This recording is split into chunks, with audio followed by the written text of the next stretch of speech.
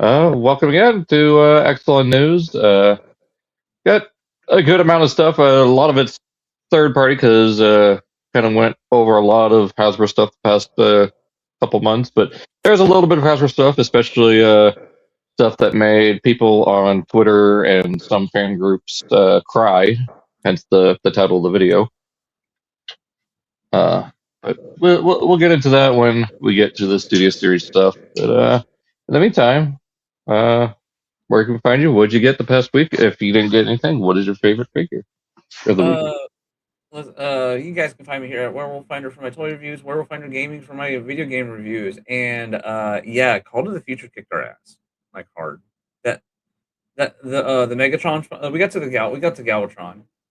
Yeah, I remember that. Yeah, and I tried playing it again in private, and I tried looking up cheats. I tried looking up like infinite health, taking reviews. Like, there's no cheats for this game whatsoever, even on a emulator, right? And I'm like, there's no, like, I'm getting so frustrated with this game. I'm thinking about reconstructing the whole my whole plan about this video. And I'm thinking about cutting it out because I'm just getting so frustrated with it. But it's like, you know what? Let's instead of just cutting it out, let's just cut out all the Japanese games in general and let's make them their own video, because there's a bunch of Beast Wars games for the Game Boy Advance, like Beast Wars Neo and all that. So, and I know there's a couple of fan patches out there that translate them. So it's like, you know what? Let's just go ahead and make the Japanese games their own video. So I'm just gonna bail on Call to the Future and just go to the Beast Wars games next. But what is it? We did get one figure in the past 2 weeks. Yeah, I think, and what's funny is it's the companion piece of the figure I got. Oh, what other figure did I get? Or was that last week? What figure did I get? Like, it's well, go ahead, say it. I don't know. I'm asking. I'm legit asking you. Well, what figure did you get? Tell me. I got Studio Series Wheeljack. Okay, so Nexus Prime was last time, huh? Yeah, Nexus Prime was last. Okay. Yeah, it was last time. Okay. All right, I thought it was this one. Sorry. My bad. Yeah, because we were talking about like, yeah, he's definitely or did I get him after or before or after, or I guess I think it was, you got it like the day before, I think. Okay. But yeah, I got Nexus Prime. Okay, I'll talk about Nexus Prime really fast if I haven't. Nexus Prime, yeah, he's definitely a body. He's definitely a body. An upper body too. Going by what a lot of people are thinking, especially after T fan pages retweet the other day of him making predictions about the combiners. I mean, like, yeah, I mean, he's definitely. I mean, he has a head. He has a combiner head. So. Well, I mean, yeah, but he's not a full torso. Like, there's got to be more to that torso than what we're seeing. But they also did confirm that he's not going to have a frame system. So it's going to be like, are the other bots going to help comprise the rest of the body? I think it's going to be a Devastator situation. Possibly. Like the limbs are compatible with frames, but they can also combine with the lower body figure. I mean, that would also make sense for like the first combiner to be able to combine with so much.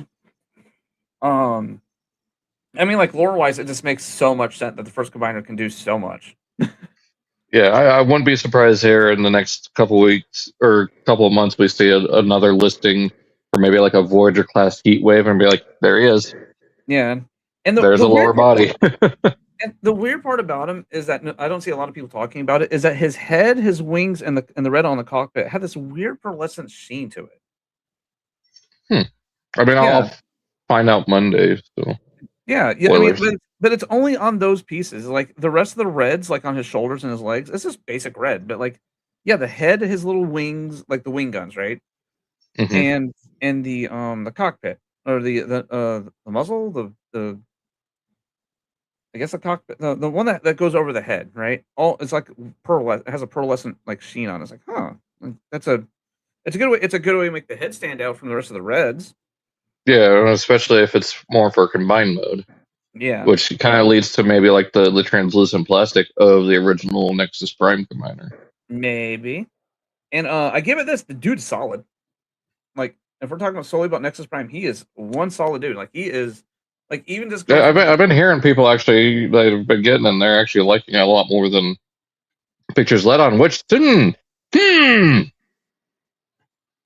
not like we've been saying that for the past 10 to 15 years about figures we see online. So what? Like getting them in hand, they actually look better than the pictures. Oh yeah, definitely. Hmm. It, Hmm. Hmm. because yeah, you instantly said that and started doing the so I didn't even catch it. Oh. But yeah, it's I'm not saying it looks better than the pictures. I'm saying like the hand feel, like he feels so much more solid. Um and yeah, especially like the past 10, 15 years, I don't that's why I like to like watch the reviewers more than I actually like seeing the pictures. Yeah. Um because like something like a bad picture can ruin a toy, right? But you have to wait till you actually have it in hand. Like Yeah. we've seen so many times of people mistransforming or getting instructions wrong, or somehow someone gets an early sample of it and completely misses and doesn't get the transformation steps right because they're getting the product itself and not the instructions. So they look like a goofball when they're sitting there going, "Oh, I don't know what's this piece. I don't know what this piece does, or I don't know if I'm mistransforming it." And then literally people go, "It says it in the instructions, Goober." Yeah. Um, yeah, Nexus Prime is solid. He's pretty good. Um, he is now on. I just got done redecorating too because like I'm so bad.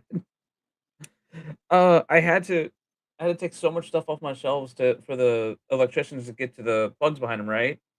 Right. That was back in February. I just got everything done like a couple days ago. Mhm. I just because it was so much. I'm just like, I don't want to do it. I don't want to. The office was getting kind of bad, so I was like, okay, I finally have to do this. And Yeah. what was it? And I still have to find a shelf for dedicated just for my primes because those guys are gonna be separate. Yeah.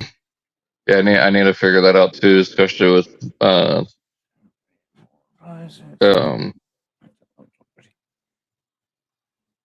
I am missing Star 5 of the. Convoy. Oh, the big one. Yeah. Oh, he is down on the bottom on this weird amalgamation of a shelf that has a little bit of Studio Series, a little bit of Legacy.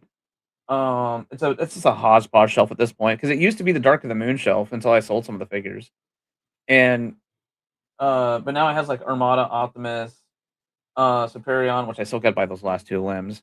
Uh, a handful of Studio Series figures, Revenge of the Fallen OG figures. Um, he's just kind of tucked there in the back because I don't have anywhere else I can put him. Like if I had the Takara one that came out a few years ago, I would just swap it out and put the regular one on my regular generation shelf as a better homage to the actual Star Convoy, and then just have the Takara one as the larger leader class on the Mm. Prime shelf because it was the Power of the Primes Optimus mold just spiced up a little bit. Yeah. And let's see. The other thing I got was they put them on clearance. I'm at work, so I picked them up. I picked up Studio Series Dark of the Moon Wheeljack. Yeah. Not he's not like like I know I can see why I can see why he got so much bashing when you compare him to the rest of the Studio Series line and and how much better the Studio Series line got. But also having him in hand, I find that it's like weird. Like if this figure came out in the OG Dark of the Moon line, I would believe you. Yeah. And I mean that in the like most positive way. Like it has that same transformation scheme. Like as I was transforming last night, it's like this is like very reminiscent of like the 2009 2010 transformation toys of the transformation ideas back then. Um Try not to have too many panels, but at the same time, try to make it ball up as best it can. Well, and then with the upcoming waves of live action stuff, you can really was his name Sam Smith as one of the designers. You can really feel that he's no longer there working on Studio Series because it's starting to look kind of like Dark of the Moon toys again, quality wise. Yeah, I really do hate when the design team drastically shifts like this. Yeah, unless it's for the better, like the current one, like for main generation stuff, like the Age of the Primes, War for Cybertron trilogy, and Legacy trilogy. Like that, this team has been doing solid work. I don't know what's going on with the Studio Series team. Like Evans designs, yeah, they're pretty good, but a lot of live action ones. Oof. Well, it's because designing at the end of the day, it's two design philosophies when it comes to designing live action Transformers, and then the like more native Transformers. I'm going to say the more cartoon based, the more blocky stuff. I mean, because it's when you're transforming more blocky things, things can line up better. But when you're trying to design when you're trying to design a live action Transformer toy, it's completely different. Yeah. Because like the joke I constantly make is, oh look, the box turned into a box. It does sometimes the design just falls into place unless you do some really cool flippy shit. Like a good example would be how what's his name? Sure Shot, the yellow and orange guy. Yes. Like he transforms like the actual transformation process for him is completely different than what we're used to. It's not just fold up arms, fold up legs, hide head away, and squeeze it together a little bit, and then doom. No, he does some flippy shit. Yeah, I'm overall not impressed with that figure. Like, if you've seen my video, you can see how much it kind of pissed me off. Yeah, like the color itself is making me not want to get it. Like I can tell he's gonna show form, for a hot minute. I also not only that, but just the plastic quality is bad too. Like the lower legs are just hollow and like really flexy. Like you squeeze it and like it flexes like a dollar store toy. Oh, I bet. I mean, that's one of the few times you can actually look at a Transformer and you can see the plastic quality, like how bad it is. You can see through the plastic quality.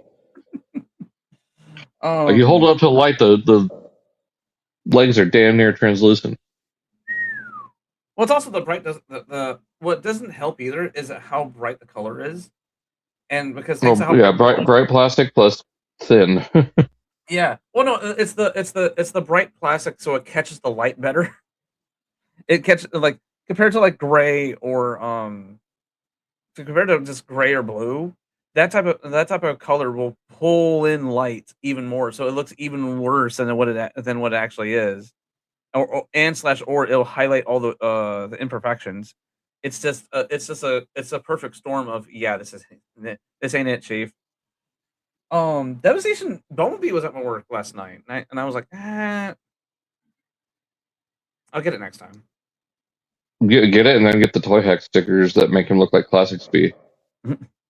No. But word of warning though, be careful with holding the canopy over his face because it scratches the paint off his nose. Ooh. That happened with mine, so I need to get some silver paint and thin it down with some water or something. I still want my classic / generations Bumblebee to be the 07 mold. Just as a reference to it, it's nice. No, it's not for me. I still need to start picking up the Devastation figures. Because I know you can go to Amazon right now. You can pick up Optimus for like $15. Yeah. But I think that's it. I'm just rambling. Yeah. So that my turn. Yeah. I can find Mayor Altinian 95, and I get a few things. So shortly after the stream, we went to one of the further Walmart, but still just a couple miles down the road, and I found Liege Maximo. I now have a Liege Maximo in my collection. I'm sorry, what? Yeah. I found Liege Maximo, the prime of lies. Fucking hell. And he's pretty good. Like, the only thing I don't like is trying to get him to sit in the throne. He keeps falling out of it. So yes, while he was designed to sit in there to reference it, he does not quite fit in it. Like, just his legs, I think, are a little too long, so he just like falls out. But robot mode, solid. Weird alien, Dark of the Moon, Decepticon ship mode, solid. Transformation is super simple, so like it's very straightforward. Also, a few days later, or Wednesday, no, was it Saturday? Maybe I think it was. No, it was this past Saturday, like the Saturday between episodes. I found the Armada Sideways figure. I was gonna get Create X2, but like, let's save a little bit of money. I want Sideways first.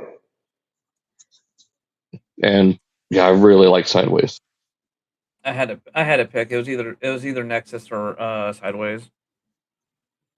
Like, I really like Sideways. He better than I thought he was going to be, but some like I said in the video that just went up 2 days ago, shameless plug on my own channel, I guess. It's on broadcasting on your channel. I know. So I was like, does it really even count? Is it really? Anyways, the couple things, just the way the heads look is a little odd, but it's not a deal breaker. The one thing I really don't like is just how the wheels keep popping off the 5mm ports from his back every time during transformation. Like, I go to rotate them around, it pops off. Like, all right, I mean, I guess it's designed to do that. It's still irritating. Like, just put them on a slider, rotate it, slide back. There we go. Just like one of those little locking things. Yeah. I mean, it's like I said, it's not a deal breaker. He's very solid, especially with one of the upgrades we're going to be looking at that someone's made 3D printed for him. But and then this past Wednesday, went to Hobby Lobby with my partner because they were doing a sale, 40% off all boxed model kits. He got a shield liger and a blade liger. I got me a commandable. Nice. And then I might go back next week, depending on circumstances that I rather not talk about on stream. Might get IDW Rodimus. Because that's one model kit I've been wanting to get for a while. We'll see what happens. But that being said, we're going to get right into the screen share because we got a lot. 30 tabs plus like 40 slides, I think. But we can get through it because a lot of it's third party, so just share my thoughts and see what you think, especially with a couple that might or might not hurt your eyes on one of them. If you know what I'm talking about. Well, you sent the gif of my eyes in the chat when you saw them. What was it? The light speed? Not the light speed. The drill head. Nose cone. Yeah, him. Yeah. But first thing, some unfortunate news. Gerry Conway passed away. Unfortunately, he was one of the writers on Transformers Generation 1, at least for a couple of episodes. Forever is a long time coming, which is, I believe, the Alpha Trion episode, where introduces the coder remote that reprograms the Guardian robot. So with A3. And then Money is Everything. I'm trying to remember which one that is. I think they're both season 3 episodes. that's just a soft reminder to everybody that remember, people, like at this point, Generation 1 broadcasted 40 years ago. Over 40 years ago at this point. Yeah, season 3. Season 3 was 40 years ago. Well, I mean, like, what was it, 1984? So yeah, 42 years ago. 42. There's your Hitchhiker's Guide to the Galaxy reference. Right. But and you have to remember, like, it broadcasted 42 years ago. A lot of the people that were working on it even back then were in their late 30s, early 40s. Yeah. So we are knocking on the door of a lot of these people who worked on the cartoons. We're going to start seeing them hit their 80s, hit their 90s, and even possibly leave, clock out, do the ultimate clock out, Yep. and that's just something that we all are going to have to deal with. Because trust me, there, us as a fandom, like I'm looking at one particular voice actor. I'm not going to say his name for the sake of jinxing it, right? But there's one particular voice actor that when he passes, it will shake the fandom. Oh yeah. Everybody knows who I'm talking about. We're not Well, going to say the both of name, them. huh? Both of them. No. More people recognize. Well, no, I'm talking about his opposite in the fandom. I know, but more people recognize him in the zeitgeist. I'm not talking about within the fandom. I'm talking about like in totality. Well, yeah, I'm saying the same thing too, because the other one does voices for many, many, many, many, many things. No, you're not getting the bone I'm throwing at you. It keeps going over your head. God damn it! I'm getting the bone. I'm telling you, his opposite in the franchise of voices does of a this lot of particular additional franchise. voice acting work, and he only has a handful of actual titles, and not to mention he only does his title role sparingly now, compared to the actual guy who I'm talking about, who's been the voice of that certain character basically since 07. Yes. That's what I'm trying to say here, but you keep cutting me off. I understand that who we're talking about here, but what I'm Okay. saying though Calm is down. in the grand, like, most people do not only understand him for being that one character, but a lot of people did not grow up with him.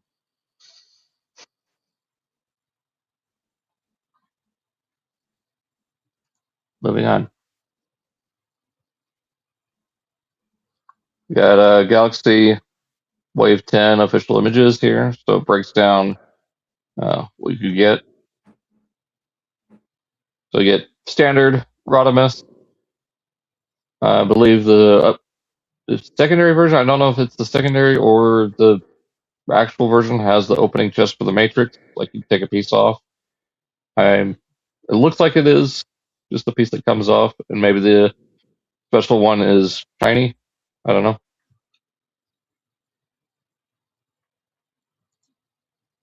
We get Galvatron, Cyclonus, which we got another one coming up.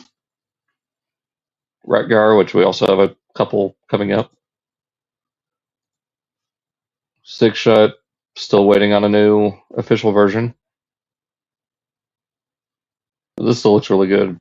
What do you think?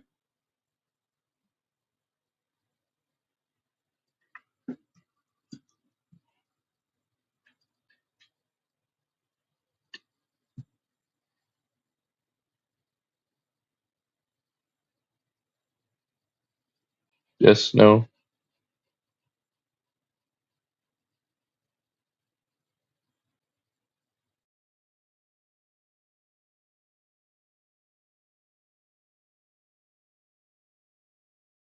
You were just saying things. I don't know if you asked me a question or not.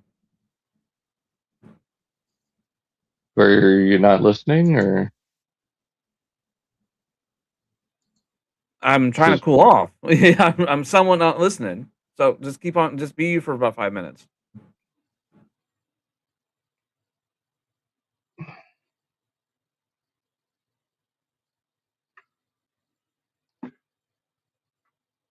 okay? I don't want to.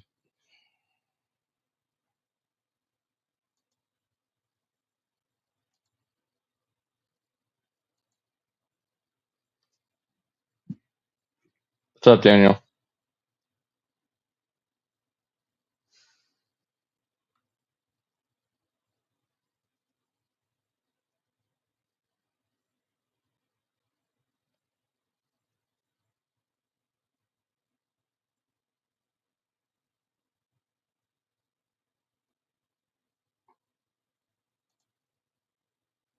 If we have a lot of stuff to cover, you're going to have to keep going, dude. Well, I can't go by myself. Like, I don't know what you want me to do.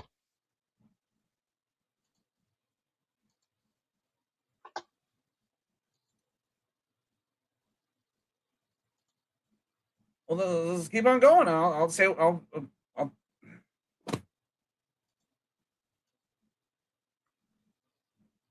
I mean,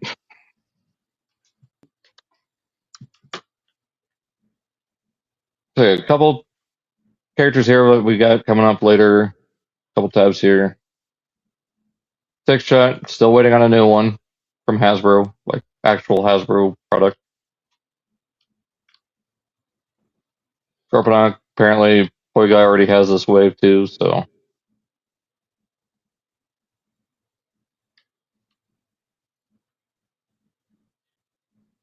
And Trailbreaker seems to be pulling from two different variations, being Trail Cutter and the G1.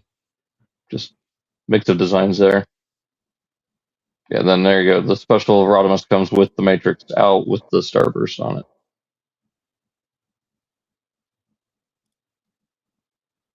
So there's that wave.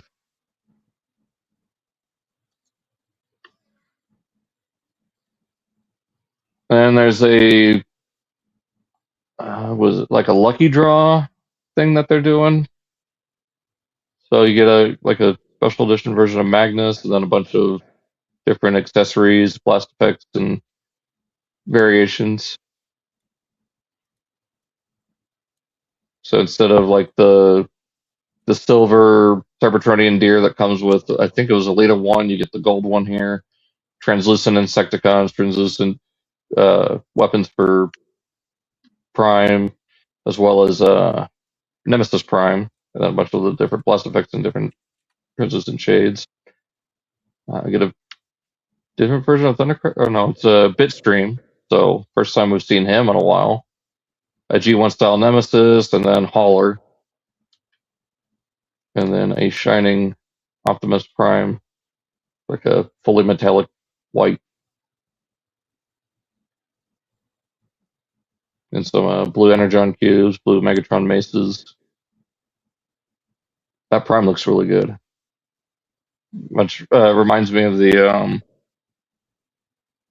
what was it? Return of Optimus Prime, where he's got that special alloy that protects him from the hate plague.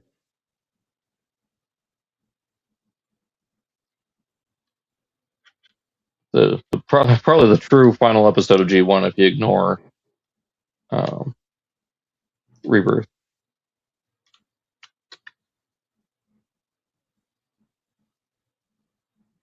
Mrs. Prime kind of emulate. I mean, G1 toy, I mean, kind of fits with the whole missing link coming out. Right now, I think, because a few people actually have it. In Bitstream, if you want a darker blue Thundercracker based on the Welcoming Committee.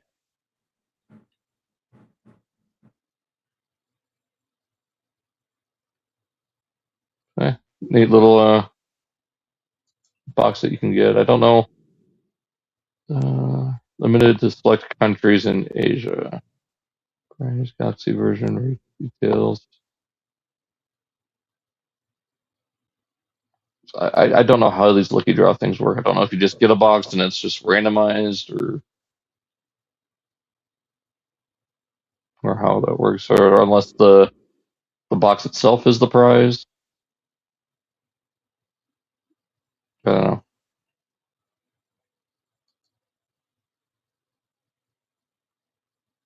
know. Company that sounds like a grocery store doing these mini versions.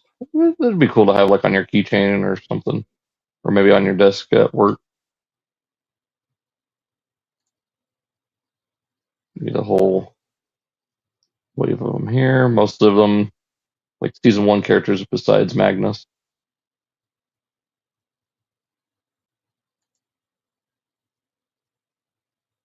You have a little diorama thing going on with it. Although I think instead of using the Auldey figures, you should use like Masterpiece or even just regular Chug stuff. Because I think these are like the $10 Auldey figures that are about 3 3/4 inches, I think. I'm not sure. So maybe these would scale better with like 6-inch or 1/6 scale figures. Or 1/12, because 1/6 scale, yeah.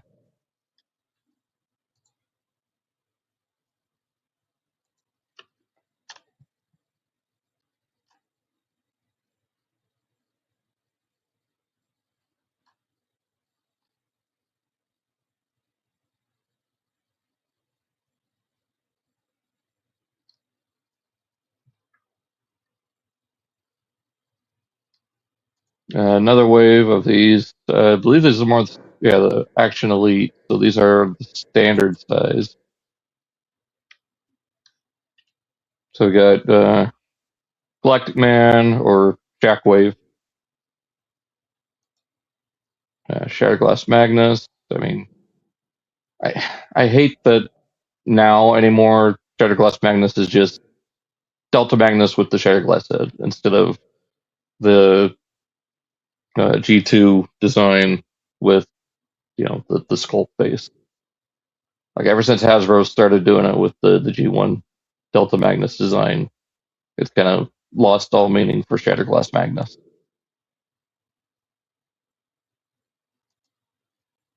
And speaking of Magnus, there you go, just standard G1 style cartoon design. Of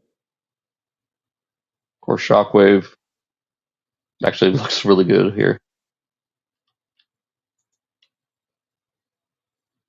Thundercracker, of course, looks fine. Dreamwave, Ultra Magnus.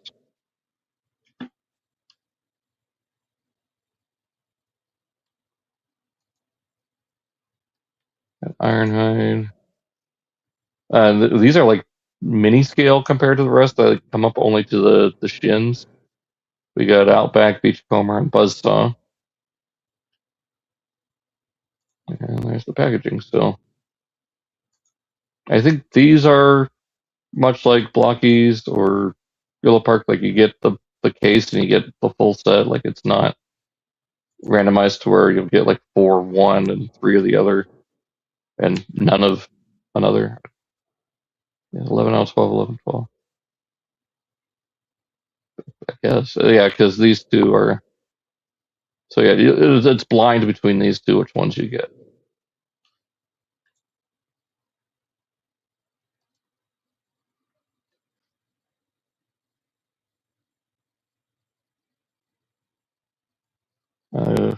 Yolopark, we've gone over this many times, but these are some actual in hand, I believe, from reviewers of the Primal and Dinobot. Primal fits in with the MP scale, but Dinobot it comes up short just due to the scaling of Yolopark itself. Like they got to fit in with their own constraints, I believe. I need to get on the ball and just get these things ordered already.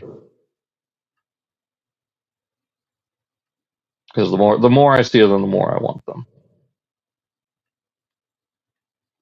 Looks like he's about to sumo wrestle was it Gorin from Legend of Zelda? Every time I see a sumo pose like that, I just think of that scene in Twilight Princess.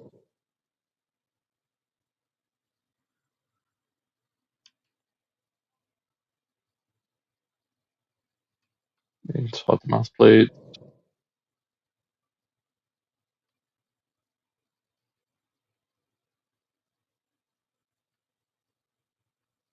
Dynamite, yeah, definitely. I think Dakota's already got these, so yeah, how he is with Dynamite. His favorite character of all time. It'd be really cool if they did a Grimlock out of this.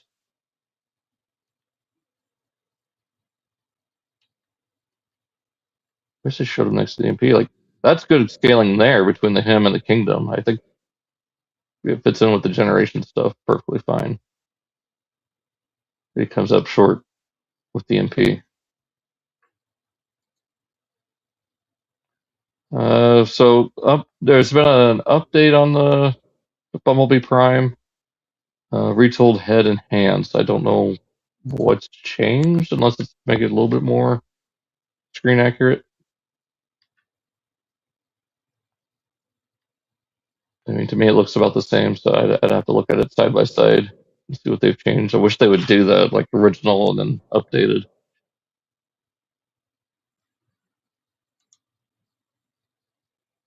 Flame Toys for their model kits, they showed off this for Ratchet, and I don't know what those proportions are. Because I don't remember my G1 Ratchet looking like that. Turned it from a brick to an hourglass brick. I don't know. I don't know what to think about that. What about you? It's Flame Toys. It's supposed to have an exaggerated design. It doesn't shock me. Well, it's just for the model kit, it's just weird. Like it just doesn't. Oh,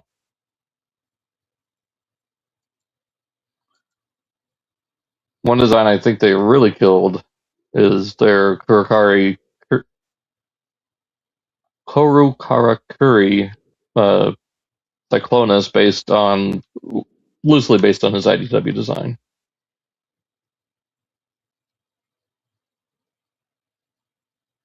Like I'd love to see Takara try to turn this into a vehicle mode like they did with the Rodimus, just to see what it would look like. Because this is just so heavily stylized compared to even IDW. Like it pulls inspiration from IDW, giving him that head with the broken horn, but I think it's still just its own. But I'd love to see them give that a vehicle mode with their Adamus Machina line.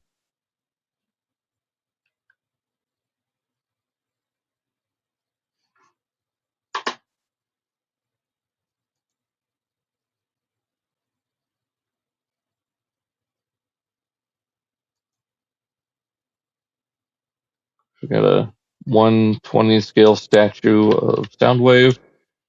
Let's see. So 11 and a half inches tall, almost 10 inches wide, 9.5 inches depth. $350. Hard pass. Like design wise, it looks good. It'd be a good centerpiece for statue collectors, I guess. But yeah, that's just try to figure out whose parts those are there on the ground. I mean, it looks good. I mean, kind of wish you had Laserbeak as opposed to Buzzsaw. I guess the G1 Soundwave came with Buzzsaw, I believe.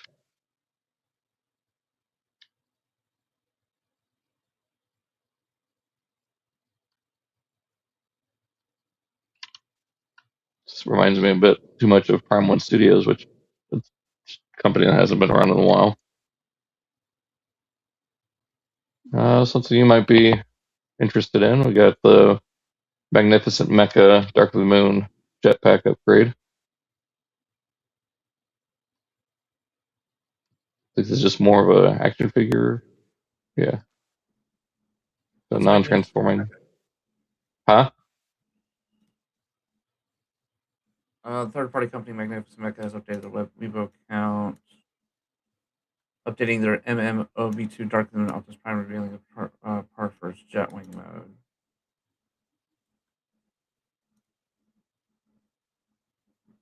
I mean, it looks really good. Third-party company. What? I think it's official. Third-party company Magnificent Mecha. Oh, it is okay.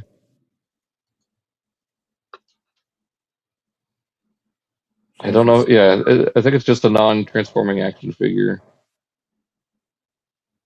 Yeah, they Googling them really fast takes me to Shozy store. They have made their Optimus and they have made a Bumblebee Optimus. What a shock! Made a green Ultra Magnus, Nemesis, Optimus Prime, optional kits.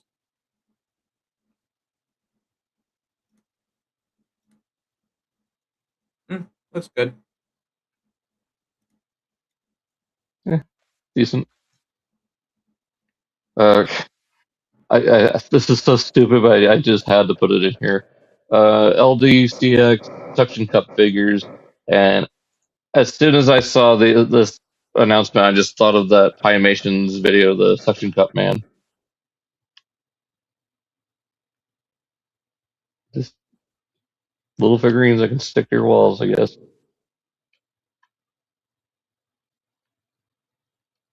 So just a goofy little novelty thing if you want.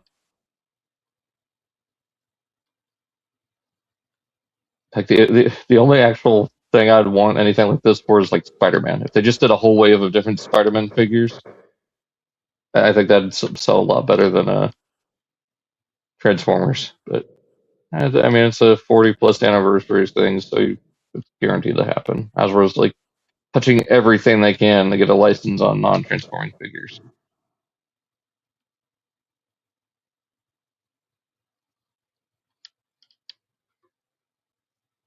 I mean, other than the suction cup hands and feet, they look fine. Like, I guarantee there's already someone making replacements just to give them regular hands and feet.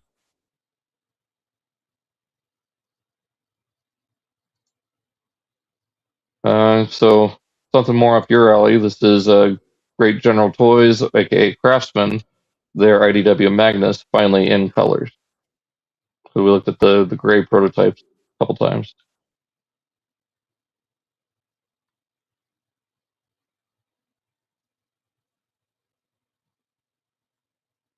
I believe he's more masterpiece scale, so he's 200. Was it 200? 27 centimeters tall. It's about 9 inches tall. I don't know if that's at the head or the shoulder cannons, but yeah, this massive tank of a vehicle. 27 centimeters translates to 10.6 inches. Yeah, this thing looks even better in color than the prototypes that we saw. Give me in-hand pictures. I believe these are in-hand pictures. No, I mean like actually in someone's hands. I don't trust these types of pictures anymore because these are professionally done. They have the best lighting. I want someone's like janky. I have a light across the room. Yeah.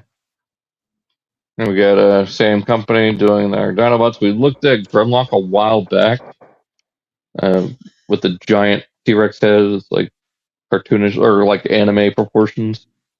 But here we got their Slag.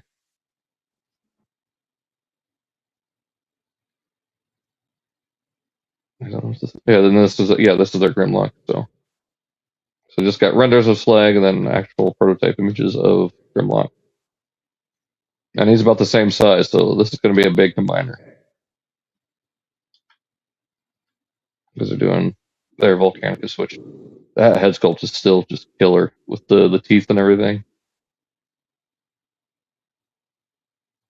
Imagine them doing a shattered glass version of this and those colors looking even better, or the molding looking better in those colors. Actually, I guess that leads us into the PowerPoint where they've shown off their prototype of Swoop. And yeah, the arm mode is massive. He's got those claws coming out of the wrist. Fuck. Yeah, the Swoop looks really good. Severely judge them on their keys. Do it. No, I was trying to crack a joke, and now we severely judge them on their choice of keys on their keyboard. Oh, yeah, that's a interesting color layout. We'll get into Dr. Wu here in a second. Like literally just after this next slide or next tab.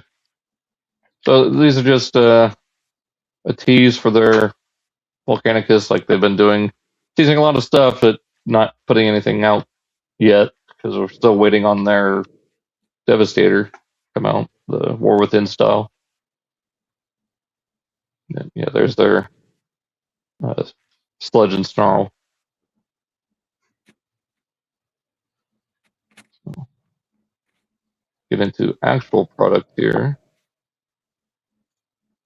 Is their Ultra Magnus, of course, just based off their Optimus.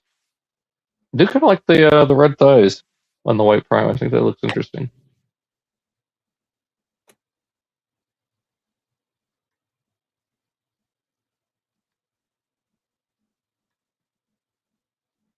Trick mode's fine. I mean, this is Macro Master scale, so it works. Doing a translucent beachcomber and sea spray as well. So for all those Jolly Rancher fans.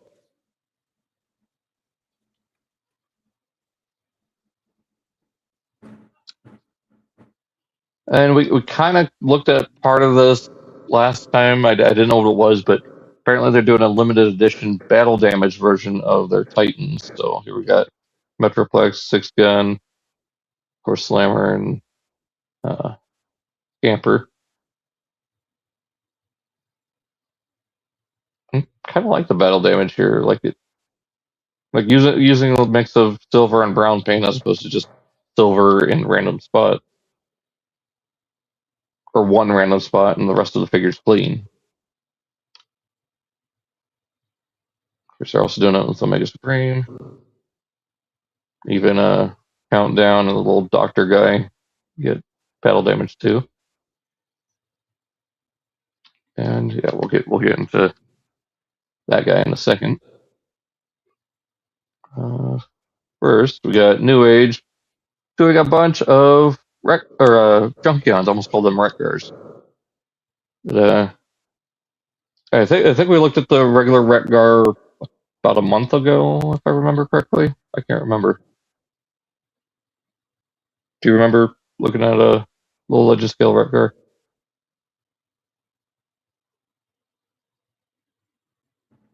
Nope. Yeah, not sure who this. You gotta remember, third party's more your wheelhouse. So like, I only It's remember, barely my wheelhouse. you know more about it than I do. I think some of these are just random Junkions. There's only a couple that I know that are named, but it says this one's name is Snow, which is odd for a planet without weather.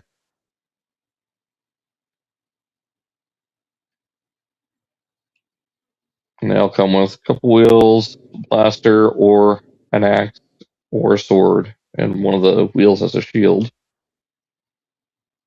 Here we go. Here's one that's I think this is Junkeep. If we go by their official names. It comes with two wheels, just like the I mean the Hasbro one came with two wheels, but displaying them both as arm-mounted shields. For this one, I think is supposed to be Scrap Iron. He hasn't seen an official figure since the Shattered Glass version, but I know Non-F made an upgrade kit called Rubbish for Wreckgar that uses a lot of these cues, like the wheel on the chest, the pipes on the shoulders, the mouth plate. But yeah, I think Scrap Iron works as a good name. Because all the motorcycle modes look pretty solid. Here's a Junkyard or Junk Heap.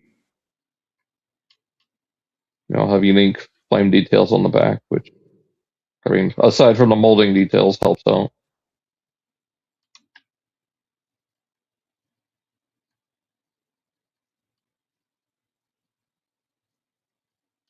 And there's that one random Junkion that had the little dials on his they were either the speedometers or the headlights on his forehead. Yeah, the headlights, never mind. Well, headlight goggles. He's got a lot of red.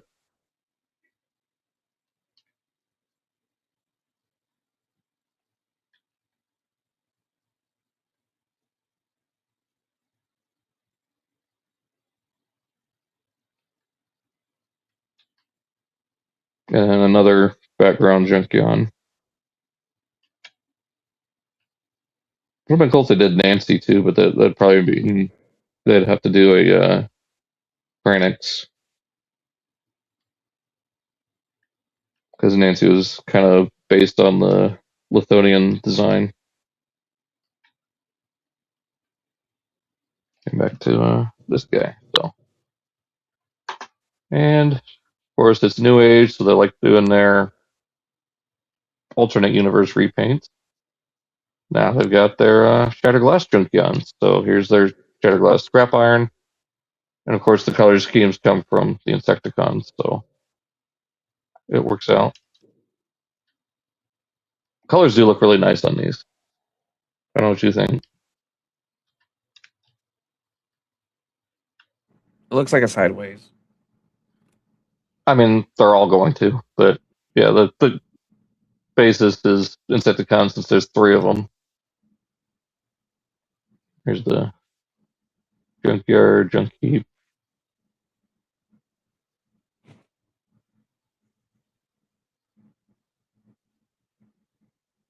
And of course, Retgar. Which, I mean, this one looks fine. I think the KFC one looks a little bit better, but I mean, for the price of these, they're like $40 to $60. I mean, I'd probably go with that over 140, 150 for the NP scale one. So I could get where a lot of Legend scale collectors come from. You get a chug budget on a Legends scale, which gives you a lot more display options. We got, this is minor repaint of DNA's Fortress Maximus sword, this time in purple. Which, yeah, I mean, I think that's the same color as the. Isn't the one that comes with Omega Prime purple? Yes. So yeah, I mean, this one fits better color scheme wise than the blue. It fits better than more solid construction. Yeah.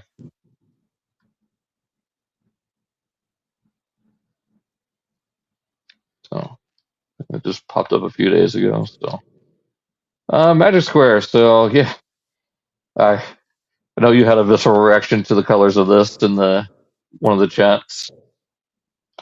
I don't know why they chose these colors. I don't know if it's lighting or camera settings, but God, that is garish. It was a choice. A strange one, but let's hope. We'll look at another in-hand image and see. Like, this is like borderline G2. Like, what the hell? It's not even the cartoon is that garish, is it? No, they're more brown in the cartoon.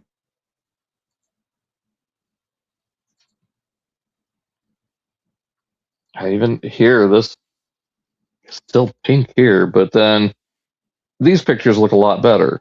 It's still not the right color, but it looks a lot better. So hopefully that first one was like a prototype. Prototype test printing. Maybe. Yeah, this looks better. I don't know. I think you're right going with Craftsman. But Iron Factory, right? This thing looks sick. That was nose cone, right? Yeah, nose cone. Yeah, it's based off of his actual animation colors. He wasn't as bright as he was in that first test printing, but he is more closer to the animation colors with that printing. So they were. So I'm guessing that first initial print was them like gauging the plastic. Like they think they might have made it too dark, but when they printed it, it was too light, so they had to readjust it. Well, let's hope that's the case, and we don't end up with that. But Iron Factory, holy crap, this is a good looking Fallen. Like, this is like through absorbing the power of Unicron. Fallen. That is just sick.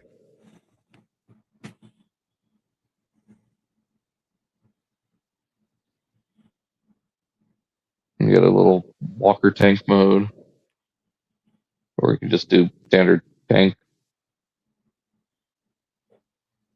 This thing looks badass. I don't know. APC Toys is doing a Shattered Glass Prime Prime Optimus, so that's really cool. Those colors look so good on this mold. They look good on any Optimus, honestly. Like especially if they go with the bot gun, darker purple. I still need to pick up that first edition Prime. I mean, if you want to go third party, this is the company to do it. Well, it depends on the price. I think it's like 60 to 70. Because there's 50 to 70, it's still cheaper than buying the actual first one. That's the big deal breaker right there. Yeah, and of course, being the long nosed cab, it's going with the BotCon 2012 reference. So it's got the lightning stripes on the side, or strikes on the side, and then I believe the other side says "I shall rise," and then the left side, "The rest shall fall," or "I shall stand, the rest shall fall." Yeah, I might get this if I see it at BotCon, if it's out by then. Speaking of things I might get at BotCon, this wall spinner finally in final colors in hand is amazing. The antenna can emote, so that's another fun little feature you can do. Was I it saw the you? transfer. Someone posted, or did I come across it? Someone posted a transformation video of this thing. I think someone else did. I saw it. And it's fairly straightforward. I'm glad they finally showed that the little insect legs on the arms are molded in brown plastic. I did not like the clear look that some of the prototypes had. The wings look great. The eyes look great. Paint finish is good. Robotize is doing work that Takara is lacking right now. Like, come on, Takara, give us our Insecticon or Predacons already. We're one maximal away from completing the whole crew. We only have what, 2 official Predacons? 3 if you count Shadow Panther.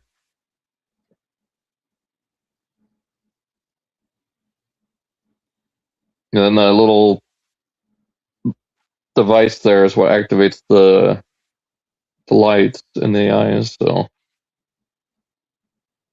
fun little accessory. Plus it's a Mecha Switch. So there you go.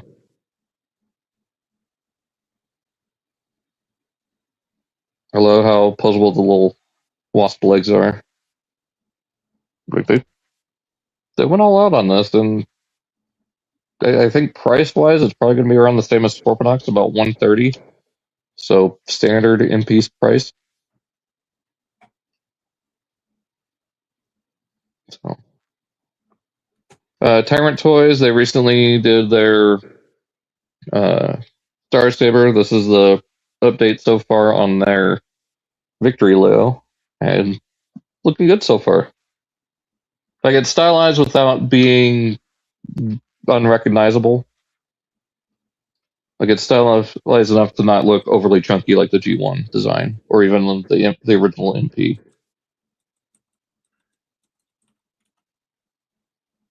Like was it KFC Toys, the one we looked at a few weeks ago that they're reissuing, with how chunky that Victory Leo was. So looking forward to seeing color images of this. Little 3D printed add-ons by a user on TFW, DC Bayou.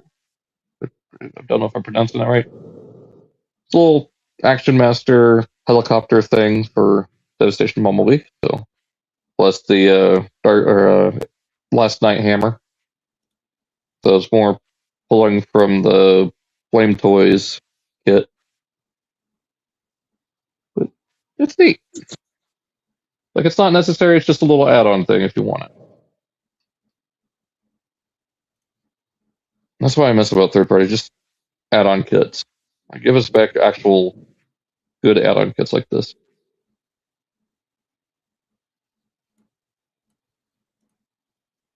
Here's one for Sideways. So it replaces the weird feet that he has. Give him proper animation design. So you can get ankle tilt out of it and everything. And I think it helps clean up design quite a bit. I don't know what you think. Take it or leave it.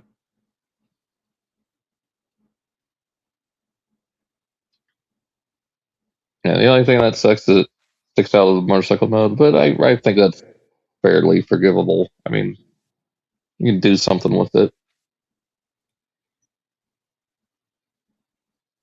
There you go. You go to the Nexus Prime upgrade to make them look a little bit more like the TF1 version of them.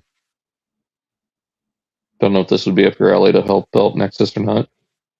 I still think I think it's way too early for us to be giving him add-on kits, especially since we know there's more parts coming to him later down the road. It's like we're trying to write in the sequel novel before. It's like we're trying to squeeze in a sequel novel to the movie we just saw when they already told us that there's a sequel movie coming out. You know, Right. so Or like, and so it kind of makes like you guys couldn't wait on this. You guys couldn't wait until the sequel movie come out.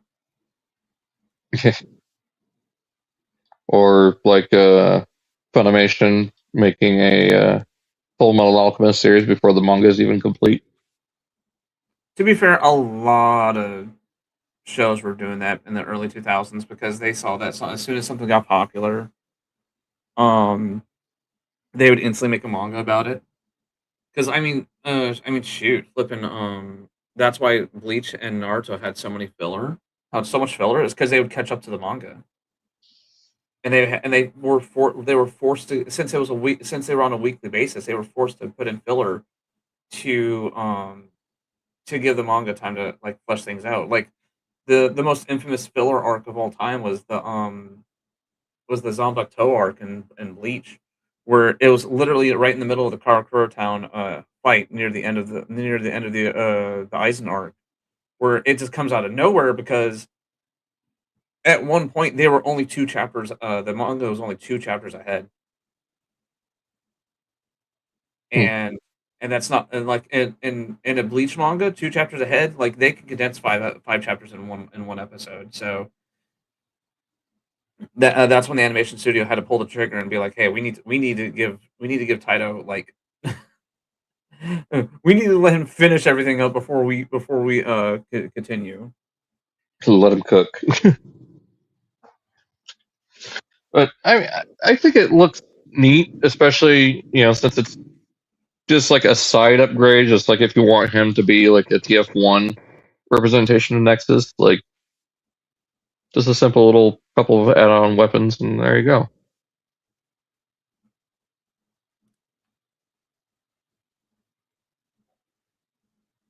Of course, got a reference to Legacy Evolution and their stupid Evo Fusion gimmick. He can hold a gun.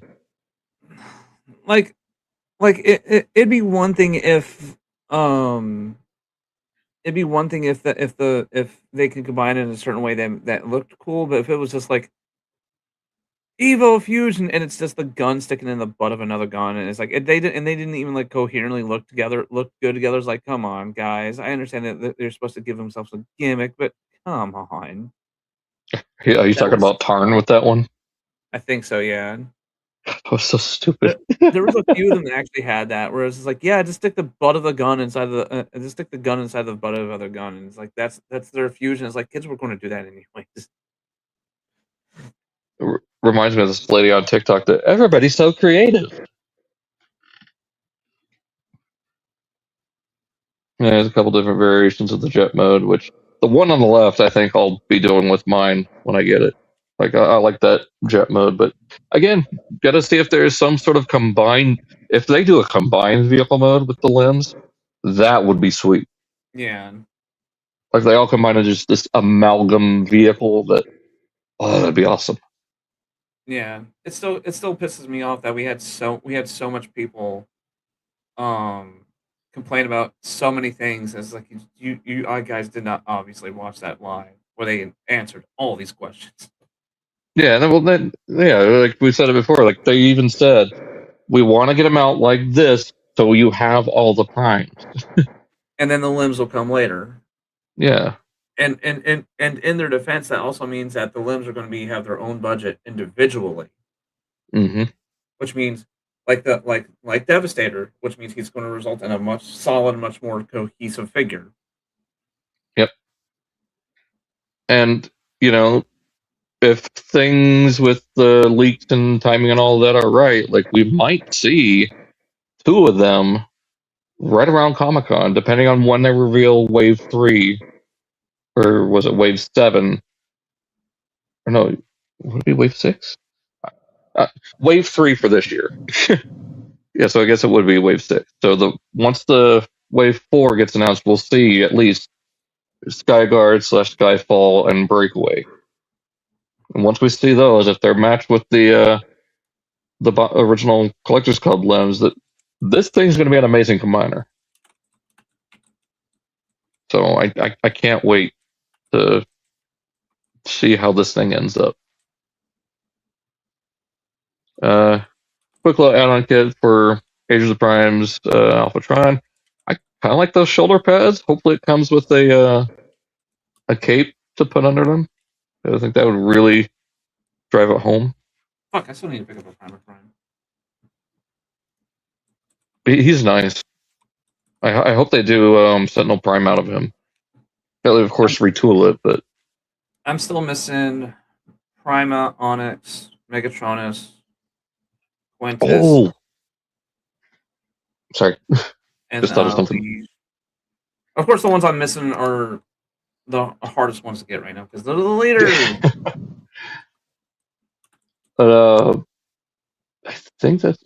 Oh, and then one last slide here. I think So they've updated the colors on the Mastermind Creations Vector Prime, and they're giving him more of the maroon instead of that bright red we saw last episode, and he looks a lot better now. So this is the one I still really want to pick up because the vehicle mode is perfect for Vector Prime. First of all, like the Prime of Time turning into a time machine from Back to the Future.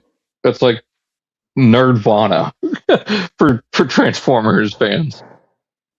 Like, yeah, cool, the spaceship, it's an ancient spaceship, it's got all the gears and clockwork. But what if it was a DeLorean? Be really cool if on the sword it has the emblem of the flux capacitor. That'd be really cool. Or if he comes with a cyber key that has it.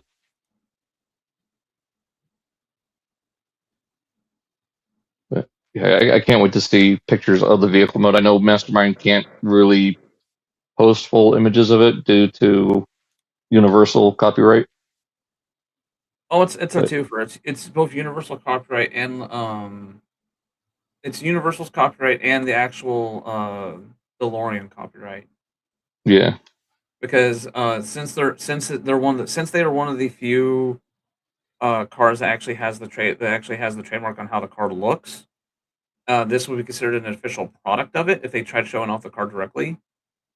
And they can get sideswiped by 2 big corporations at the moment, especially one corporation that's very foaming at the mouth for money right now. So it's like, yeah, they have to be like very teasy of like, you guys know what this is, but we can't legally show it without us basically going bankrupt the next day. Yeah. So that's it for the PowerPoint. Getting into official stuff now. Another wave of the NFL figures, and none of them are ones that I want. So we got the 49ers, Buffalo Bills, and Minnesota Vikings. So we'll start with Blizz Herd. I mean, funny, punny names for them. It's tongue in cheek. So, but I know some people are complaining that this doesn't fit with the modern Buffalo Bills aesthetic because I think now their helmet's red. But I mean, you got to think these were designed a few years ago, so probably still when the helmets were white, or it's probably their most iconic looking helmet. What was it? You can definitely tell these are starting to reach the target audiences because these are starting to reach the zeitgeist of some. These are starting to reach uh the corners of how can I put this? How can I put this? These are starting to reach the corners of these are starting to reach outside of the fandom and into like the NFL and your non-Transformer fans because even my cousins who are super hardcore football fans and they the only Transformers they know is Optimus Primal Bumblebee. Even they are starting to talk about these. Yeah, I mean, to get a Broncos one, I'll get one. I'll get another one for my stepdad, but I'm waiting on my Dolphins. yep. My Dolphins. What's great here about this one is it's also the name, the way it's pronounced, is also a reference to a G1 character, but it's talking like a Viking character, so Skullgrin. Instead of Skullgrin, it's Skullgrin. So I think that's a good way of like kind of loosely using the copyright in a different spelling. Hey, you want the Hot Wheels Transformers? They're on sale on Amazon for $21. I'm really looking forward to the pre-orders of the red twin mill that we saw at a Toy Fair. That's probably why That that's probably what's going on because the blue one's on sale for 21 and the black one's on sale for 28. Yeah, we're supposed to be getting two more designs, El Segundo, and then another mold. But I'm still waiting for designs like the Diora 2 or stuff from Acceleracers, like cool designs like that. Give me was it Baseline, that pickup with all the speakers in the back? Oh, that'd be cool.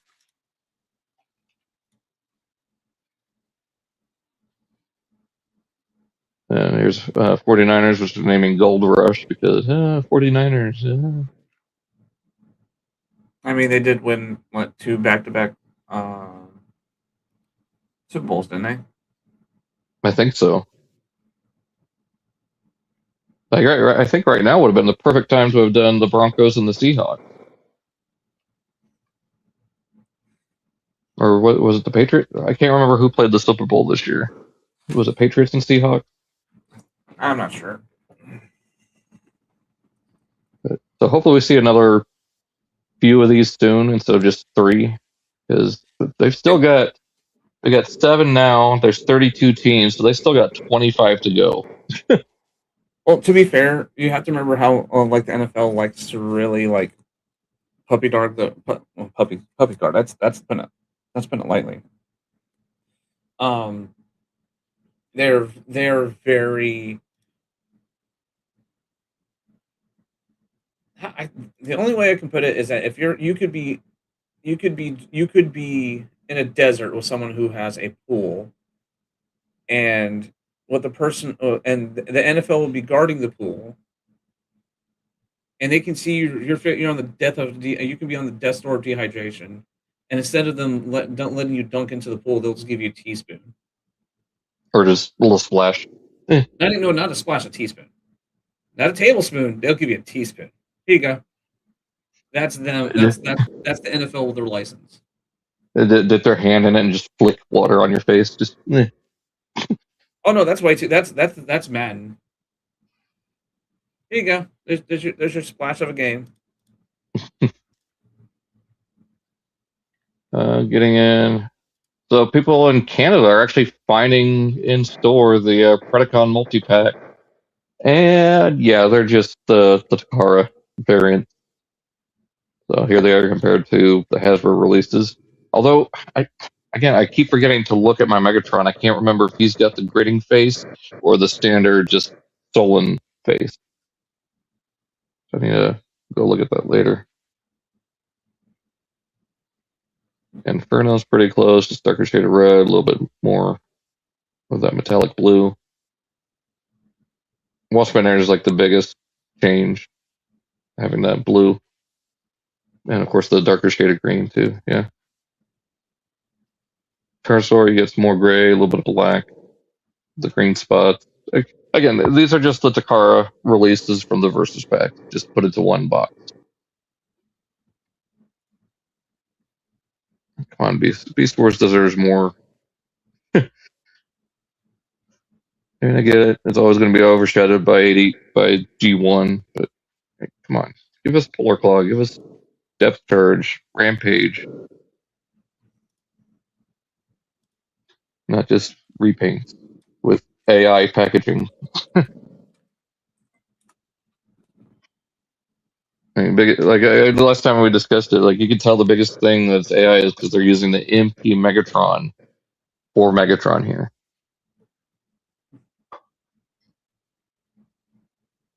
Like with how the panels and everything on his back form there. Like, straight up.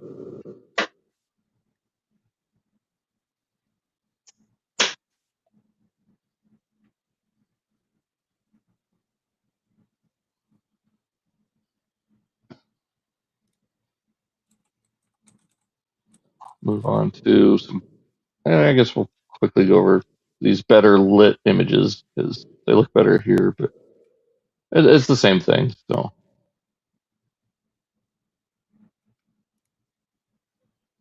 just much better actual natural lighting and makes them really stand out. I think the two that need updates as far as molds go with this are Pterosaur and Scorponok. I think all the others are fine though. Because Pterosaur deserves his own mold, not a retool of Airazor. Something up your alley. Stephen Caple Jr. did an interview and gave a hint at an upcoming movie of the upcoming movie. It is not the G.I. Joe crossover film. So it says right here, not the next film on Paramount's docket for the franchise. But the director confirms he still plans to do, or for the movie to set up the end of Rise of the Beast, but at present he is not involved with the next Transformers project film to set for release. So I don't think we'll see actual details on the upcoming film for another year or two because it was just announced that it's going to be in the work. So I don't think we'll see anything for a while. I just want them to just pull their heads out of their asses and just get everything straight. Because like the last couple of movies was just them literally just throwing shit at the wall to see what would stick, and Yeah. without anybody actually sitting down to make a plan. And then when someone actually does make a plan, the one person who's giving everybody money is like, "Nah, I don't like it. Do something different." Like you have fans who are legit trying to make this work, and you're going, "Nah, I know better." They need to fire. They just need to fire Lorenzo at this point. Like, no, we don't want you on this next project. You have ruined the movies the past 5 years. Get the fuck away. Is that they really could have been going. They really could have kept going the live action storylines from Dark of the Moon forward. But that was also Michael Bay deciding to change the fucking ending at the last fucking minute because of a leak of a book. And B, I can understand that was supposed to be the end of it, but it was left at even that abrupt ending. You could have still like kept going. Like there was way more than enough room to keep going, but no one had any. This was like what 2011. Mm-hmm. The MCU is fixing to hit into full swing. Yeah, and they're going to hit 20 years next year of the MCU. Oh no, for 20 years for the Transformers live action movies. Oh wait, no, it was 2008 that Iron Man came out. There. Yeah, Iron Man 1 was 2008. So yeah, they're about to hit 20 years and they're still going. Albeit, not all the movies are great, but they have more hits than misses. I'll still put it to you like this: as someone who grew up on bad blockbuster B movies, their worst movie is still a C plus. Yeah, it's still a C plus, B minus. Putting everything together. Like I know Thor: Love and Thunder was technically a bad Marvel movie, but yet still have to put it in context of a bad Marvel movie. But it's still a decent movie overall, and I had still had fun watching it. Huh? Oh, your microphone is crackling. Oh, how about now? That's better. Okay. But no, but even like Thor: Love and Thunder, it's technically a bad Marvel movie, but it's still a good movie overall. Like we've all, at least on one hand, seen enough movies to fill up all five fingers to go, yeah, that movie was so horrible. And I'm talking about like all aspects. Like we're talking about like they had no money for costumes, they had no money for writing, they had no money for good actors, stuff like that. Like we're talking about like just genuine pieces of garbage. Well, and the thing with that one is it's being told from Korg's perspective. Like if they did an actual these are how the events actually happened version of it, and it's darker and more serious, I think people would appreciate Love and Thunder a little bit more. Like, okay, this is coming from Korg. He's kind of quirky. He doesn't understand. He's, not all there. It's also since and the one aspect that people forget about, like when someone else is telling the story, there's also like, why doesn't this scene make sense? Well, they weren't there for that, so they don't know how the whole conversation went. Yep. Also, I found out that I'm in the area to get this channel. Oh, this I hear that'd be cool. Yeah, I had to double check to see. I had to track that. Like, I had to really track down this corporation. I had to do a deep dive to find out who their parent company was, who broadcast their stuff, and find out if my area has it. My area has it. Basically, if you have MeTV, I'll put it like that. If you have MeTV broadcasted in your area, you are eligible to get this channel. In my area, MeTV owns and operates 5 locally broadcast channels over the airways. We're talking about like over antenna. So that means I can get this without even owning cable. I wonder if we got it in our area. Just double check to see if your area broadcasts a MeTV. If it does, then you'll be able to get it. Okay, I'll have to talk about that later. All right, so here we go. So I'm going with the images and the article that has the pre-orders. So Hasbro and was it Big Bad Toy Store revealed the remaining bits of the Wave 2 or 3 for this year.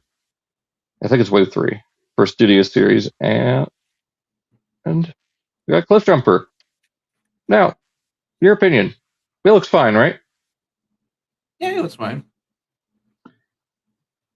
Other people are freaking the hell out because of his legs.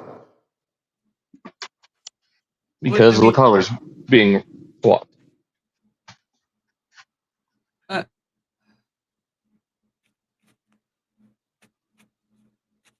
Huh? I'm trying to get my words together. We can't be happy that we got it. It's not that. No, it's the happy that we're nitpicking it to death. Well, they got to understand, like, with the budget of this mold or with the budget they've been given, it was originally designed with Bumblebee in mind. So the parts follow that, or the coloring follows that mold layout. And on Bumblebee, the forearms, the inner chest parts that you see there in gray, and the waist were all on the palm plastic, or the yellow palm plastic sprue. That's the case in this as well. And then same with the black plastic.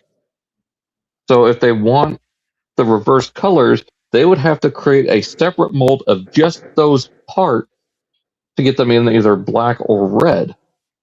So they have to add more to the budget, which would make this figure more expensive. See, this right here is a good and prime example of how people can understand and not understand how mass producing toys work. Like, we can understand, right? But then we can fully explain it to the fandom, and even the fandom will still be like, well, and like, He's like, well, then you're a lost cause then. Yeah. It's not that you're a lost cause, but these are also the same type of people. They'll suck in through their teeth and go, well, the third parties were able to do it. Yeah, because they have an unlimited budget.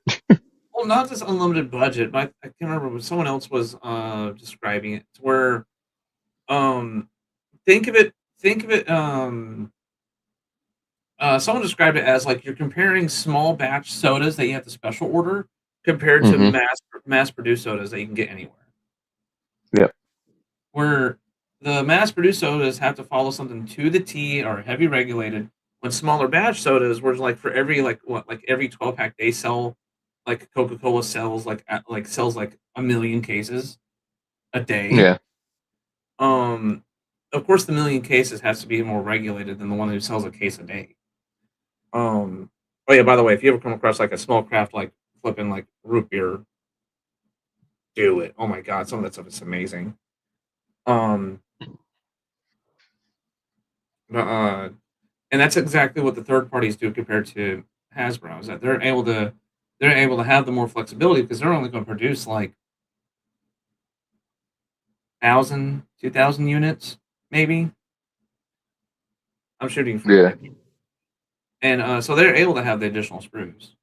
They're able to have they can allocate the money to have all that additional stuff. Hasbro can't, so it's basically sometimes we just got to take what we can get. We just take what we are given. I mean, I can agree to an extent. It is annoying that it's not, more cartoon accurate, but I'm not gonna pitch a fit about it because I know how the mold's laid out. I know they have to work with a budget, and then I've also been seeing people complaining, "Oh, he doesn't have the spoiler and he's gas." The mold doesn't allow for that. Like the design does not allow for that to be there. 1,000% agree. Well, he should come with his bazooka. You have 10,000 bazookas from all the variants of the ER Cliff Jumper mold.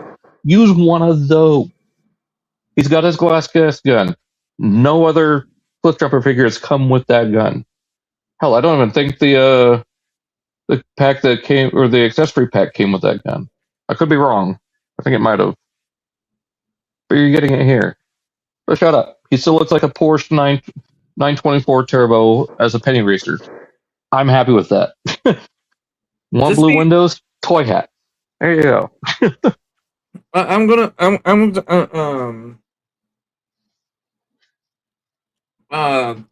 Let's put it like this.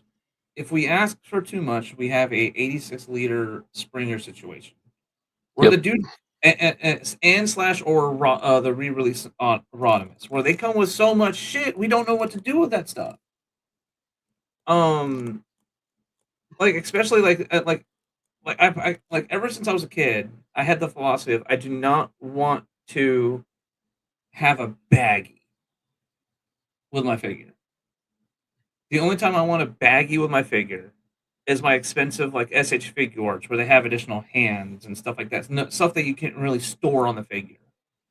At the same time, I don't want an 86 Rodimus situation where his back, you store so much shit on his back, it adds a little inch and a half of depth to him. Yeah, I mentioned that on my my video the other day that you pointed out to me. It's like just a massive backpack. Yeah, oh, he's going camping. Yeah, I mean, is it cool that all that stuff can can all fit together so you don't really have to have a baggie? Yes, that's actually kind of that was actually you get your props for doing at least that. That it can all clever. Store. At the exact same time, I'd rather my guys just come with a single gun. A single gun that they can store somewhere on them. Who is it? Who is it? Ears? Oh yeah, how it stores on the underside of the vehicle. Well, not just stores on the underside of his vehicle, but like in robot mode, it can like store on the side of his backpack. Mm-hmm. So it looks practical, and in the case of storage in general, it doesn't really stick out. It does kind of just like stick to the side, so it doesn't really add in any additional bulk, but it stores effectively. So it's not really in the way. Yeah, And that's huh? Oh, go ahead. And not to mention, like even practicality on the figure himself, it looks like that would be someplace he would store it on his person in the first place, so he can just like Mm-hmm. reach back, grab it, and just pull forward. Yeah, or the two best examples from 15 years ago, Generations Drift and Sergeant Cup. Yeah. Oh, Drift especially. You can Well, then, if you're careful enough, you can transform that whole bot with all his weapons in their sheets. mm-hmm.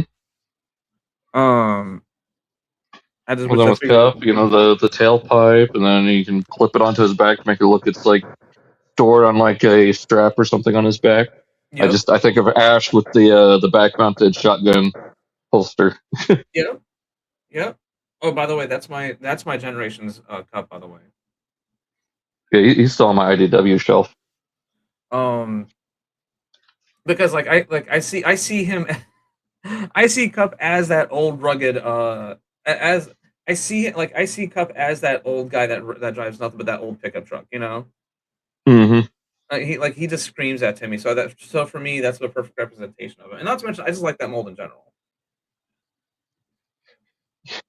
It speaks Two voices come to mind with Sergeant Cup, like just that mold design in general. Either was it Toby Huss as Cotton Hill, or Conway Yes, Jones as Major Ship Hazard. Cotton Hill. Cotton Hill all day long for that baby. Oh, that I will never. I undo killed Betty Man. Mr. Oh, Khan, my bags. what is it? So do you want a Transformers hot take right now? I mean, that's, the fandom is full of hot takes. Lay it on me. This Blitzwing mold's overhated. It is, but the stupidest thing about this release is it still comes with the stupid Hulk hands. That's the only thing that pisses me off about this release. It has to be gang molded. It has to be. I just. Because it's a lot easier for them to include it in a re-release than for them to like exclude it.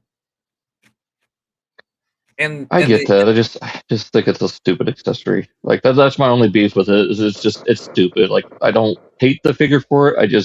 It's just stupid. I rather have the extra bits as the Evo fusion than the stupid just putting the gun in the butt of the other guy. Yeah.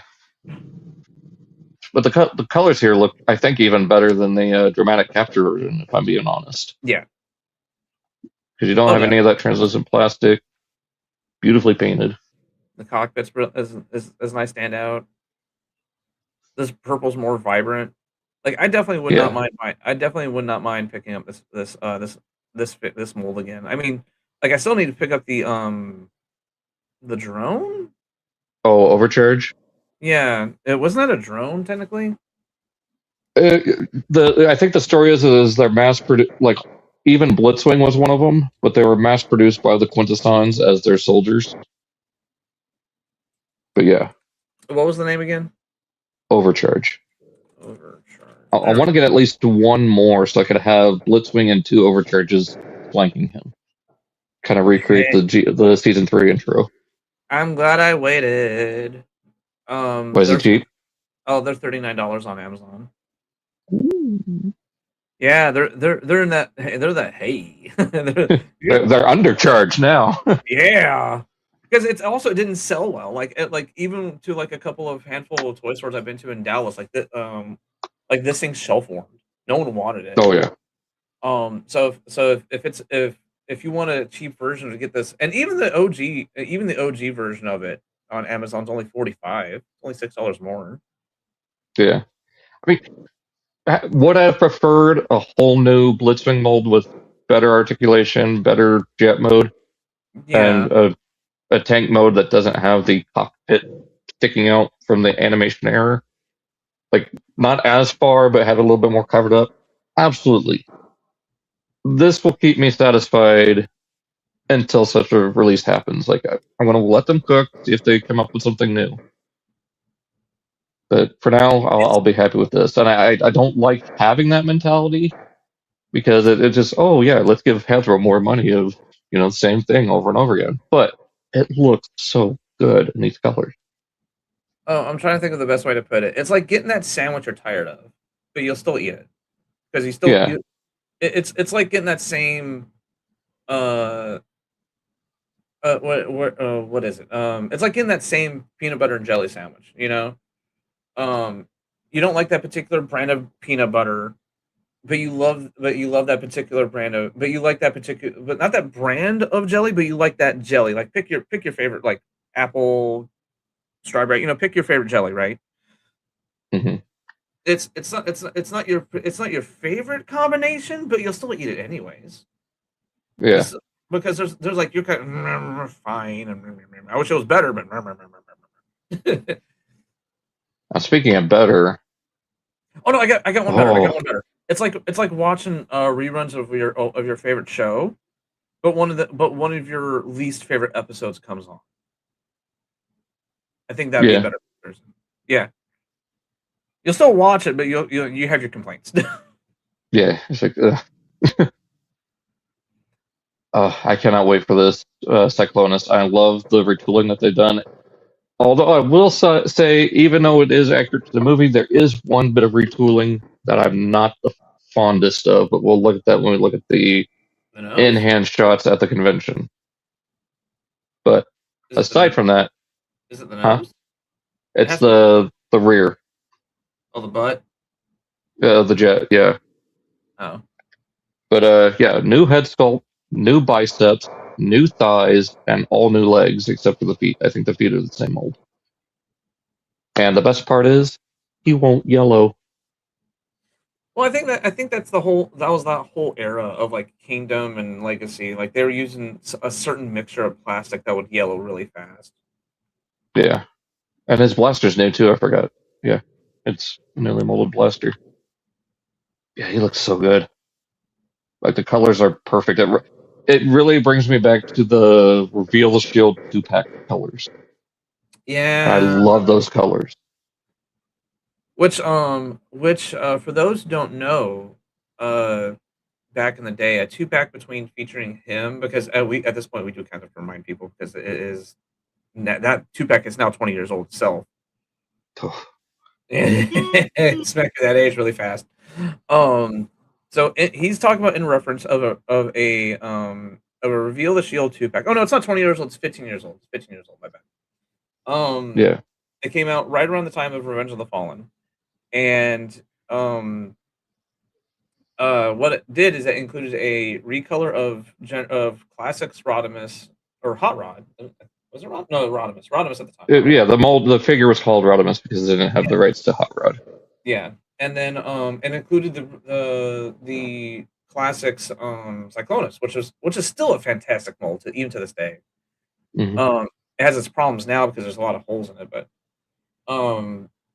what was it? And it included not only was it one of our first toy instances of a Matrix, people forget about that. Because it was one of the first times we actually got a Matrix that was toy size. But it also included a comic that was canon with the movie.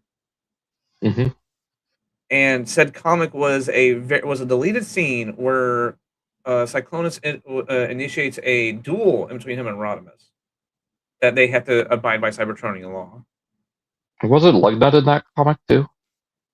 Was it what? Wasn't a G1 version of Lugnut in that comic too? I think so, yeah. And but a lot of people forget about that, about that comic book,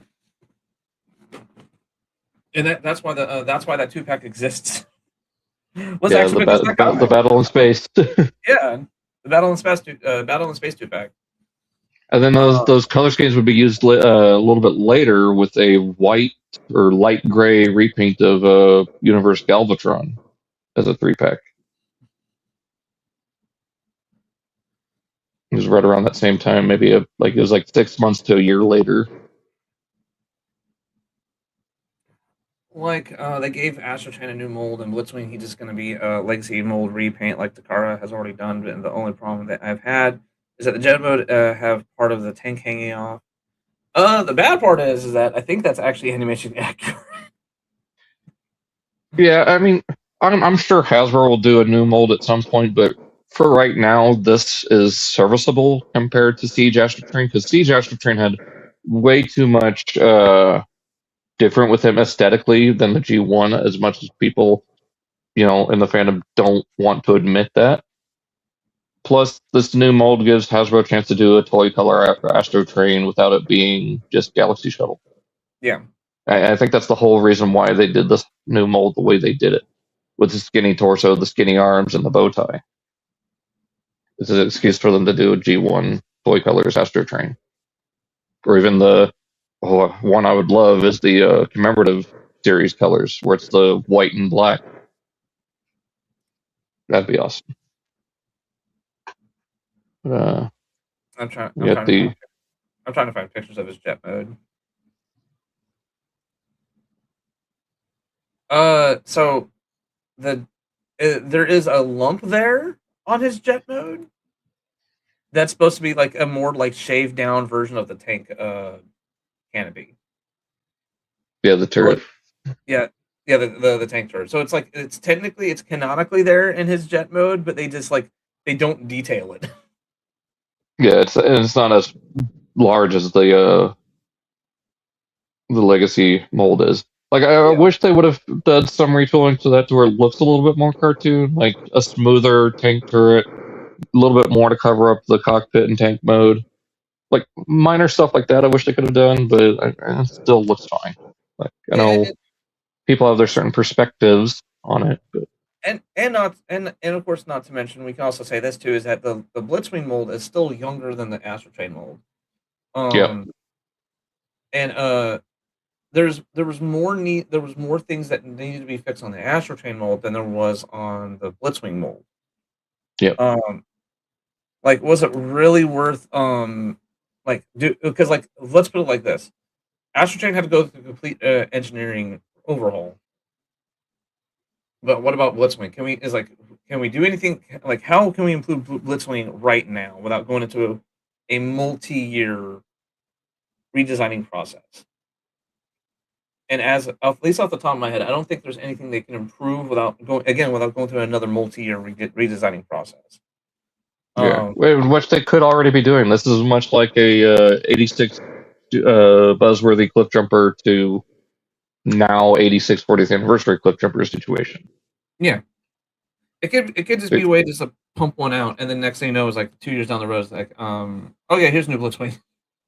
Yeah, we got our in-hand images at CCXP. I know people are complaining about his nose being too big, but I don't see that as a problem. I never really paid attention to his nose to see that as a problem.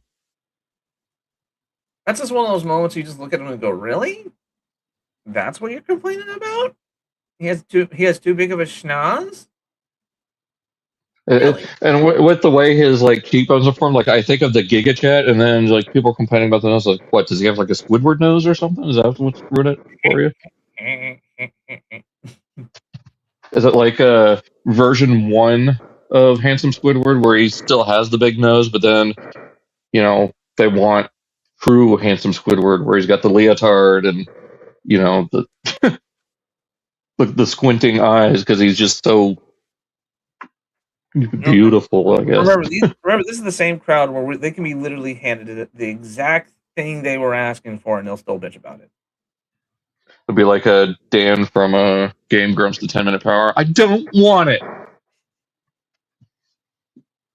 Oh, what was it? Because what was it? It was the it was the 86 Swoop. Was it 86 Swoop? Yeah, it was 86 Swoop, where they got exactly what they wanted, and they were bitching about it because it was it was too perfect. It was too close to the design. Arguably the only thing that's bad about the design is the head, the dino head in dino mode. Yeah, Looks off. It's too large. that, and they were also designing. They were also complaining about how boxy it was. It's like, guys, this was a toy. Yeah, it was the toy and cartoon model. Yeah, this is the most accurate. Like, well, this is the one of the most accurate versions of this guy possible. You just now just seeing the design flaws. Yep. But speaking of designs, with Cyclonus, they made his. I think they made his legs a little bit longer. But they had to change how the lower legs work fundamentally. So instead of just collapsing down, they now tab into that knee pad. But to facilitate the transformation, you open it from the side and then collapse it down into the leg. But in doing that, you lose the center rear thruster sections. But if you look at the cartoon model, it kind of fits. Like, it's not one-to-one perfect, but it does kind of look like the cartoon model now, too. Oh. And then there's this Blitzwing. So he's much more of a, like, butter colored rather than tan. And now that I say butter, I think of exotic butters. Exotic butters. Cliff Jumper looks good. Beautiful shade of red. I'm just waiting for Glyph and Tap out now, especially once we get a Devastation Gold Bug. And the thing is too, when it comes to what was it, Blitzwing? No, these pictures. I remember these are pictures taken underneath ultra intense lights. Yeah. Like, so not only do you have the ultra intense lights of the showroom, but now you have the ultra intense lights of the display booth too. So it's very saturated. Yeah. Like even color balancing will not be representative of the final product. Yeah. Final product may vary. Yeah, there's the red twin mill, but she still hasn't got up for pre-order yet, so I expect. And there's the Matrix. I still got that on pre-order. Shockwave, he should be coming out next few weeks, I think. If you don't have that Matrix on pre-order, what's wrong with you? You're not a real Transformer. No. You're not a real fan if you don't have it. Fake fan. Legends? What's the Legends? What was the Legend? Oh, it was the Titans Return. The Titans Return Blitzwing mold was still really fun too. Oh yeah, the Takara Legends. I loved the Takara Legends one. I kind of want to go back and get it.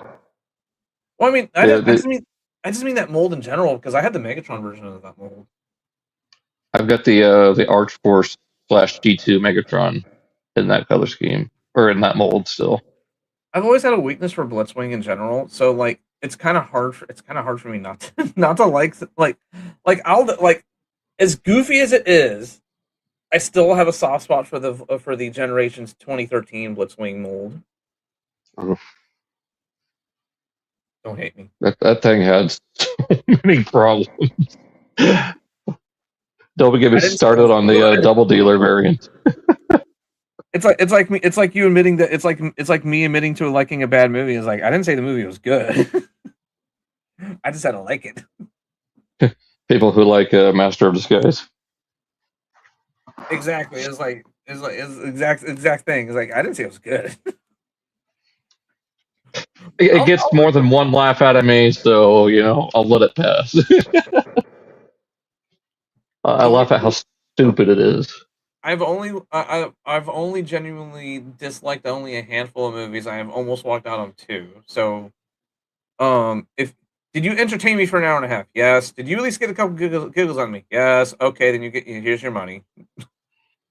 If it's a stupid comedy and it makes me giggle like a 5-year-old, then okay, I'll let it pass.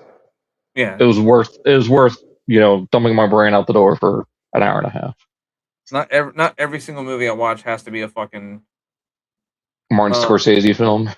Masterpiece has to win an Oscar. It needs to win an Oscar right now. I mean, yeah, I've watched a few. You're starting to sound like Moira there for a second. I mean, there's been a handful of movies that I've watched where, I like as soon as I got done, I was yelling at the screen, "This needs an Oscar." Like when I watched Everything Everywhere All at Once, as soon as we got done, as soon as the movie was done, I was like, if this does not win an Oscar for best editing, I will burn that Academy down. Doesn't that have Michelle Yeoh in it? Michelle Yeoh, Ki Wei Kwan, Poe's dad, I forgot his name, from Kung Fu Panda. It's right there on the tip of my tongue. I know who you're talking about. He was also the villain in Big Trouble in Little China. Yep, exact same dude. He was also the advisor in Mulan. I can't. What's his name? Yeah. So you know who I'm talking about. You just don't know his name. Yeah. He's one of those actors like you've seen him. You know who he is. You just don't know his name. But like if you ever had a like, oh, okay, I'll put it to you like this. The movie made me both laugh and cry with rocks with googly eyes on it. What the hell? Yep. It is the most obscene, weird sentence I've ever had to describe a movie. But it is I gotta let me describe the movie. So it's basically the owner of a laundromat gets is pulled to the side and basically go, hey, yeah, she's at the IRS. Jamie Lee Curtis is in the movie too. She won best actress, best supporting actress because of it. This movie swept the Oscars, by the way. Yeah. She gets pulled to the side by the IRS and basically is told, yeah, it's not looking good. You might have to shut down the laundromat. And in the middle of everything, her husband just starts acting weird and pulls her to the side and goes, okay, when this happens, you're gonna have to do this, this, this, this. And she's like, what's going on? Someone is coming for you. And we have to prep for you. And if you're curious, and he writes down a couple of notes, right? And he goes, if you're curious, just do these actions and meet me here. And she's like, oh, okay. And he goes, I don't have that much more time, but you are in danger. And it ends up that someone is going around killing multiverse copies of her. Oh. And the reason why this one's the last the reason why this one's the last that is going to be on the target list is because this is the version that hasn't done anything special in her life. Like there were other versions of her that were singers, actresses, stunt women, political leaders. Like they've done like they've done great things comparatively in their life, and this is the last one that just I just opened a laundromat, all because of one decision. I'm not gonna say what decision though. But in the process of her having to fight off the henchmen of this person, they find out that you can tap into the other multiverse copies of yourself and get their abilities. So like a perfect example was that there was one version of her that was a singer. So she has great lung capacity. So she held her breath for 7 minutes while they were throwing them tear gas at her. Oh God. There was another version of her that was a sign spinner. So she uses the abilities of the sign spinning to to take a cop's riot shield and just start spinning it like one of those like sign spinners on the side of the road. Like it's so creative and so yeah. fun. I'm gonna have to sit down and watch it. Yeah, sit down and watch it. It's worth your time. It's like 2.5 hours. Is it 2.5 hours? And I'm not gonna say what, but yes, you will see a trophy early in the movie that looks exactly like what you think it is. They make mention of it, and yes, the trophy comes later, and the trophy comes into a fight later down the road. Oh God. And not in the way you think it is. Oh no. It is such a like when you understand the context of everything, you can understand why they're fighting over it. But when you just hear it just plainly, you're like, how the fuck did we get to there? But yeah, go watch it. It's the only other movie I watched that was like instantly give this movie an Oscar was Puss in Boots: The Last Wish. That one's really good. Yeah, that's I made the mistake of watching that before I went to go watch the Mario movie, the first one. So it's like you get to watch like the best of the best of the best, and you will go watch like the most like C movie. Like, I'm not saying C plus. I mean, I'm talking about like this. It's all right. Just baseline C. It's just baseline C grade is like it's like it's fine. Like the visuals make, but like if it wasn't for the visuals, it would be a D movie. A D plus on the best of days. Right. Anyway, oh my god, you made the ADHD nerd because I love everything everywhere all at once. And like I said, it swept the Oscars. Won best picture, best director, best actor, supporting actor. Not best actor. Then Brandon Fraser won that one. Best supporting actor, best actress, best supporting actor. It won a lot of shit. And it was so worth it. Hey, he looks good. I'm sorry. Yeah. The legs are, I think, slimmer too compared to the Kingdom release. Like the lower legs. I think so. Yeah. I think this might have been a case of they found a way to optimize. They found a way to optimize space. Mm-hmm. Yeah. Hold on. Let me go grab my Cyclonus. Hold on. Let me go grab him. Respond to Daniel while I'm doing this. Okay.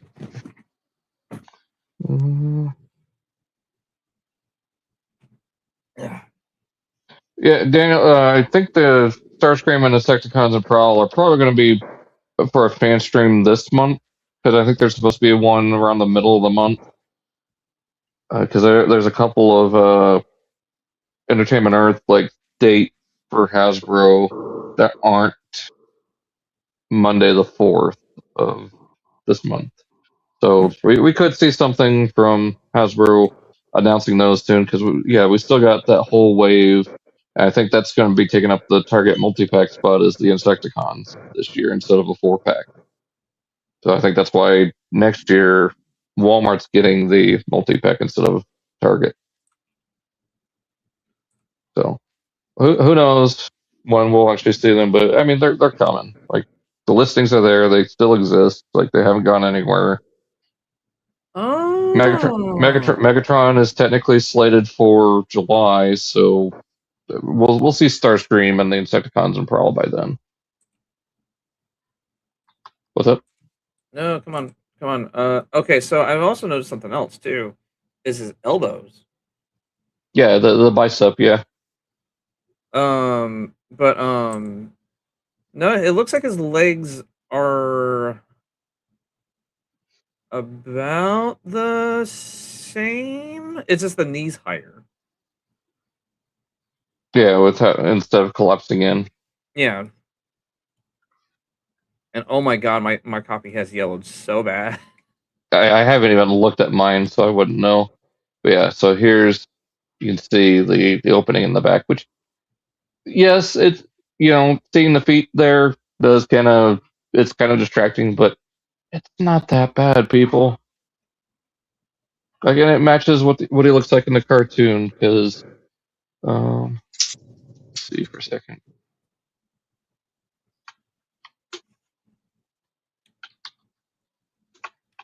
This yelling makes me think like I stuck him into a smoker's home.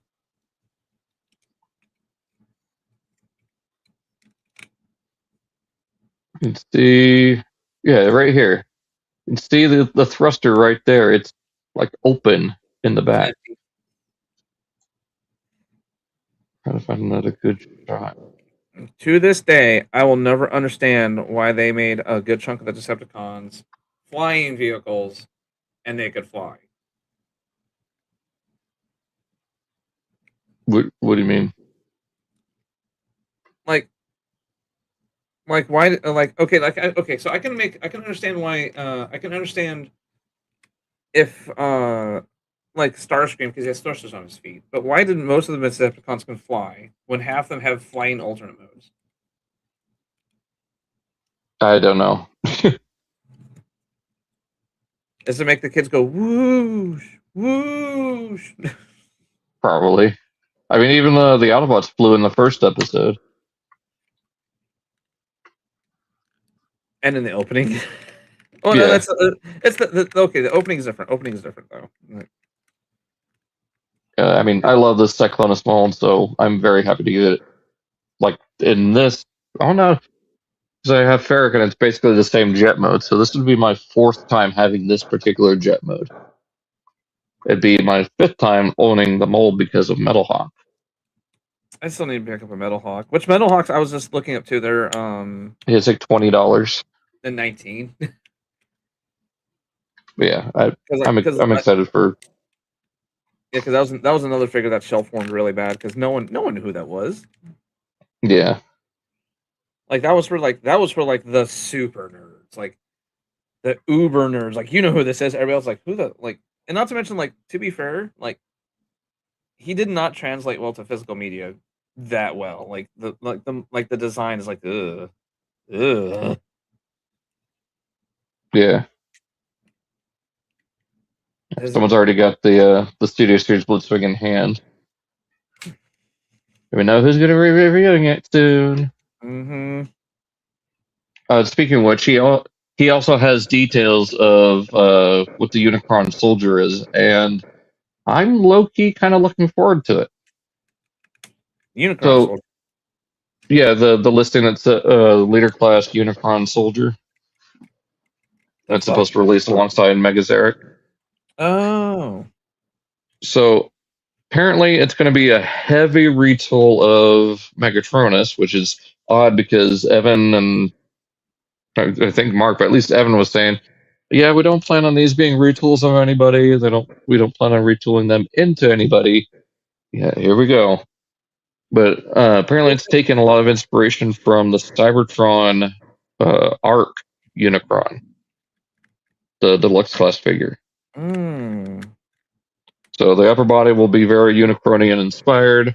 From the waist down, it is pretty much just Megatronus. He's got the pincher claws. The Requiem blaster splits apart to form 2 guns. And he comes with the machete, but not the spark extractor spear. Machete. Machete. Smile machete. Smile machete. Sorry, had to go get religious there for a second. Because the lady thought Martin was Danny Trejo. Yeah. But yeah, I'm gonna be interested to see how that actually looks. So hopefully we get to see that soon. And like I was telling Daniel, we'll probably see the rest of the Target exclusive 86 figures sometime later this month, I think. Did you ever hear about Danny Trejo's contract demands? Mm-mm. If he ever plays a bad guy, he has to die. Oh yeah, I think that's great. Because he never, like if he ever plays a bad guy, he has to die. And I think the reason was because I think he said he wanted to show his kids that there will always be some kind of consequences to being a bad guy. Yeah. And I'm like, that's such like the most wholesome way. It's like the same reason why it's like, oh, I can't remember his name, but he played M. Bison in the Chung Li. Oh, Raul Julia. The Gomez Adams from Adams Family Values. No, not him. In the second movie, in the movie that everybody forgot. Where Jackie Chan played Chun-Li. Hold on, let me. No, that was an actual like what was it? He got thrown into an arcade machine. And, okay. Yeah, he got wasn't that 2026 film? What was it? It was like Street Fighter the story of Chung-Li, I think it was. And I can't remember his name. He's been in a bunch of movies too. Street Fighter. The Legend of Chung-Li. It came out in 2009. Had Michael Clark Duncan in it. Had Taboo in it from the Black Eyed Peas. Let's see. I'm trying to find who played M. Bison. Neil McDonough played M. Bison. Doesn't sound familiar. If you see his face, here, I'll send you the link in the private chat. Well, what I was going to say is it's kind of a funny contrast to Dwayne Johnson, where he can never lose in a movie. Well, what was it? Neil Donahue.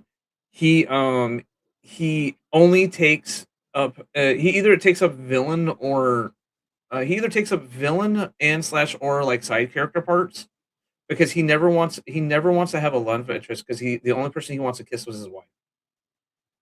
Aw. I was like, that's such a wholesome. Oh, that's such a wholesome reason. Okay, I dig that. Okay, he's like, okay, that's adorable. That's adorable. There was another actor that did that too. I can't remember who it was. But so yeah, that's it for the Studio Series stuff. And last night this popped up, and I had to share it. Lego Brickheads is doing Megatron. Oh yeah, we got Probably, the rumor like a few days ago. yeah, I initially had it lined up, but as soon as I saw that this was announced, I removed the tab. So there you go. There's your Lego Megatron, which I'm sure we'll eventually see an Icons release. That probably won't be a tank, but it'll be something. That's the one thing I love about Lego rumors is that the one thing I've been noticing is the more and more, especially I keep listening about Lego rumors, is that as soon as we hear a Lego rumor about anything, give it a week. Yep. Oh, it's always within a week or two that the rumors will always be will be. If it's a rumor, it's basically people giving a heads up. Yeah. Then there's the keepsakes for this year. It's Optimus, the Autobot symbol, and then we call it My Little Prime. Yeah, I mean that's it for the news. So, I forgot to bring it up, but Lyle Kaiser, as of last week, or probably about 2 weeks now, has been in the U.S. port. Oh, that's right, because confirmation emails went out. Well, that and Noon was able to find the port arrival thing, and yeah, it's at the U.S. port. So probably going to go to the distribution center in Kino, California, or there's another place in California that ships out. But I'd say within the next. Huh? It has an official title. I'm trying to remember what it is. I think it's like notice of like a notice of arrival of goods. I think it is. Yeah. But yeah, as far as when will people start getting it, probably in the next week, I'd imagine. Because I was looking back at my email and then at Noon's post for Omega Prime. Omega Prime showed up on what was it, April or 2 weeks before April 6th last year, and then people were starting to get theirs during April 20th. So at that point, it was at ports for about a month. So I'd say within a week or two, they'll probably start shipping out. So either by the next episode, I'll have mine, or 2 episodes from now. I was just thinking it'd be probably 2 weeks. If they're just now hitting the port now, it would be in the next like week or two. Well, I was gonna get with you and see about if I get mine on an off week, if we do just an impromptu stream of just talking about Lyle Kaiser. We can. Like it'd be. But make sure you fully like tinker and mess with it first. Well, that's what the stream would be messing with it. Like I'll do my unboxing for my intro for my video, and then either the following day or the following Saturday, we'll do like I'll go over everything like first impressions, or I guess second impressions, but first impressions actually messing with it. That way, it's on the stream, documented if something goes wrong with it, and then I can send the link of the stream with time codes like this broke here, you can see right here. But I'm hoping this release doesn't have any major problems, like minor paint issues. Okay, maybe get a replacement part. As long as it's not like what happened with Omega Prime, then I'm not going to be too upset. Like it was, Omega Prime really hurt them as far as HasLab with Transformers.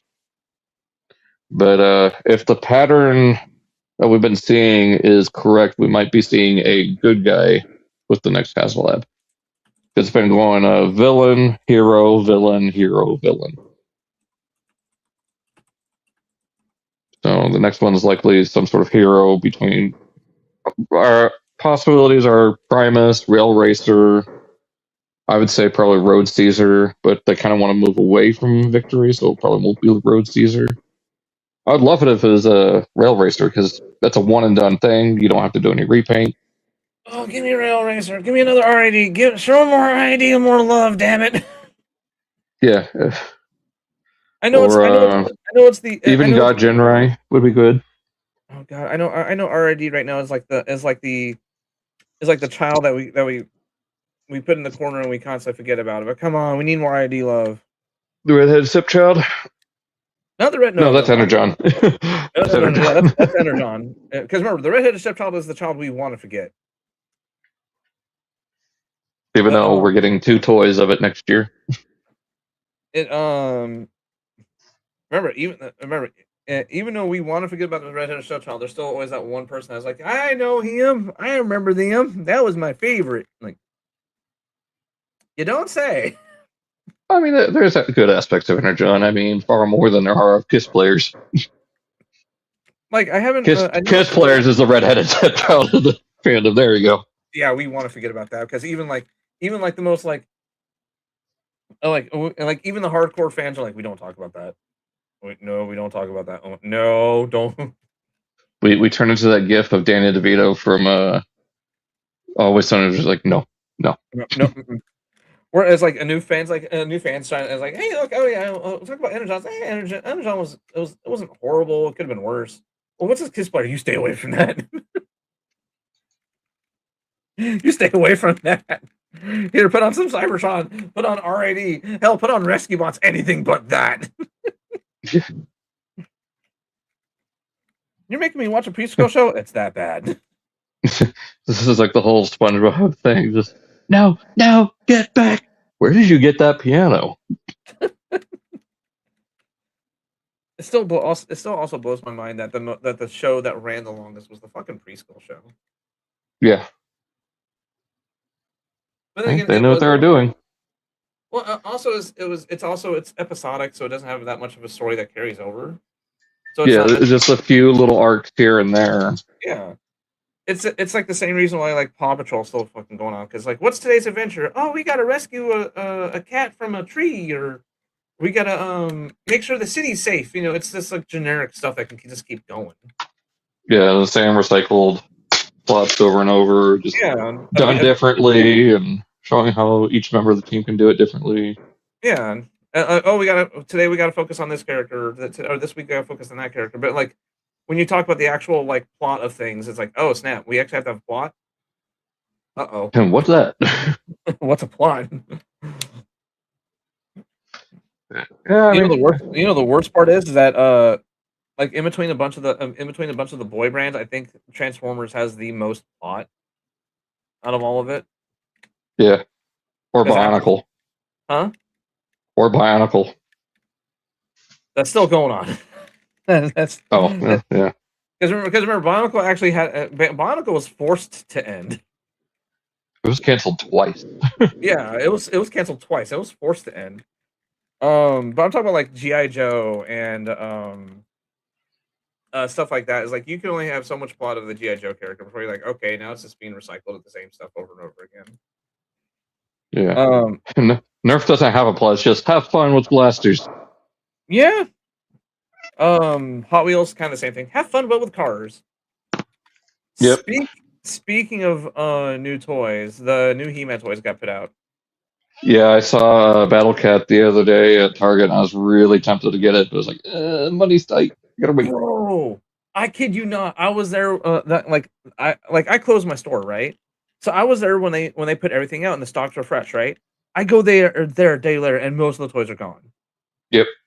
And I'm everything was gone except for 3 Battle Cats and a Triclops.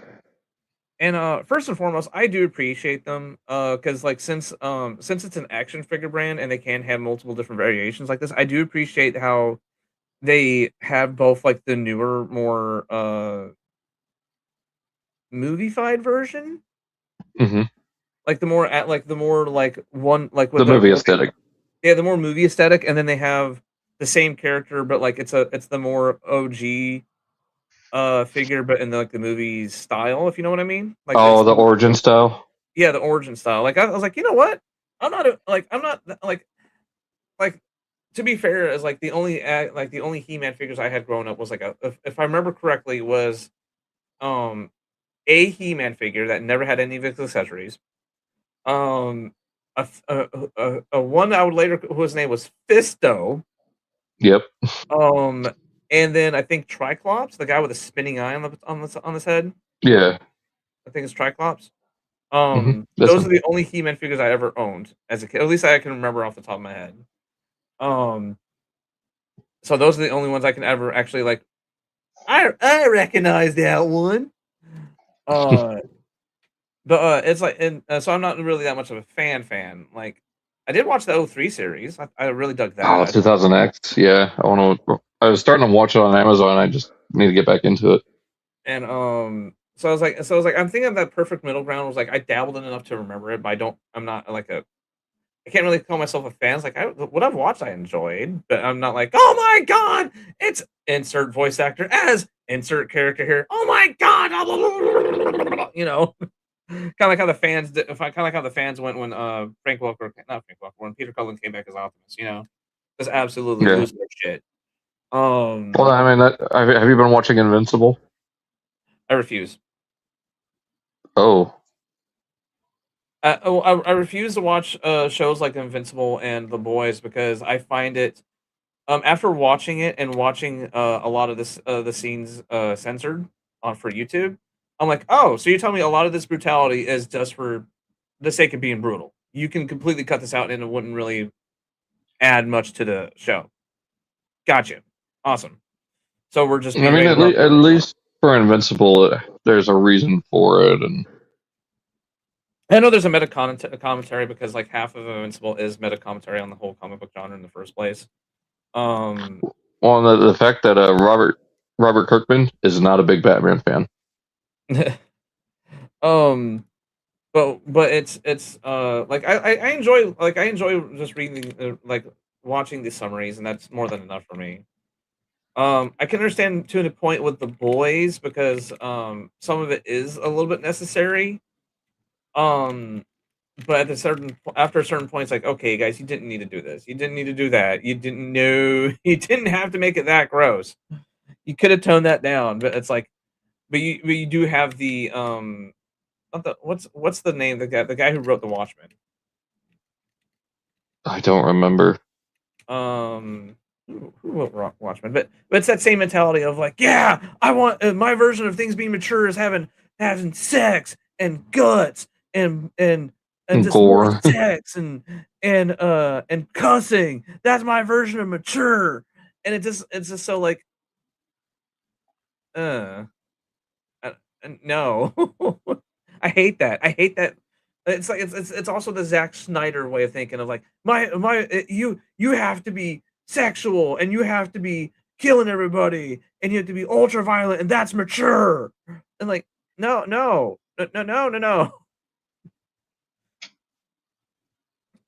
I mean, And I hope it's the same studio that's doing the Transformers series based on Skybound and Robert Kirkman that did Invincible. I think it is. Because if that's the case, like I'm really gonna like it, especially if they get some good casting for it. So okay, so I will defend the brutality for I will defend the brutality when it comes to non-humans. Oh yeah, I mean even cartoons do that. Yeah, because like I mean, let's be real here. Like Optimus, not Optimus, but Megatron splitting Sentinel Prime apart. Like when you understand that, that's someone's innards, that's someone's guts. But hmm like, oh no, it's a robot. It's fine. It's cool. Yeah, if it were a live action movie like with humans, that scene alone would make the movie rated R. Yep. Oh god, yeah. Like I was talking with that to somebody else. Was like, it could just be one scene that can make a whole movie rated R. Like what was it? With plane, trains, and automobiles. It was the rant at the very end with the rental lady that made that movie R. Everything else in that movie was like, yeah, you can air this on like daytime TV, be fine, except for that rant at the end. He dropped like 20 something F bombs in 15 seconds.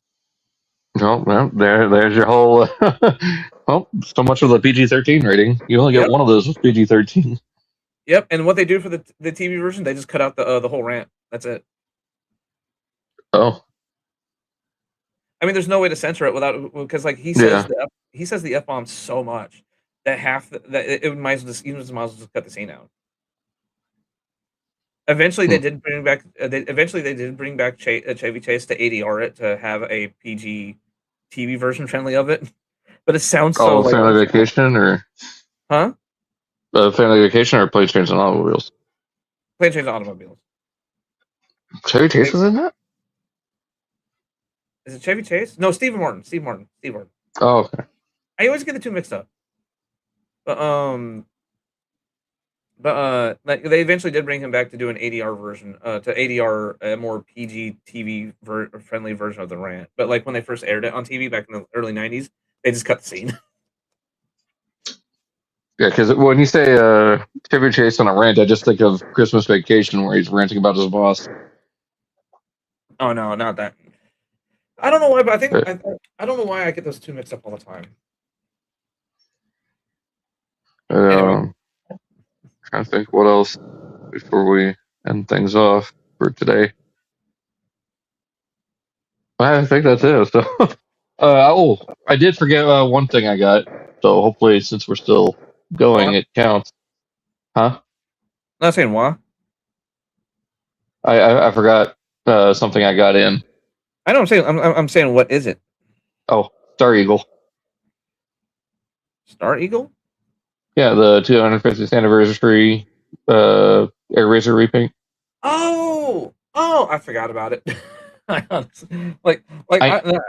legit want it. I just completely forgot it. I need to find like a star-shaped stamp because I want to customize her to have the red and white stripes on the wings, and also in the center of the wings, try to put 50 stars.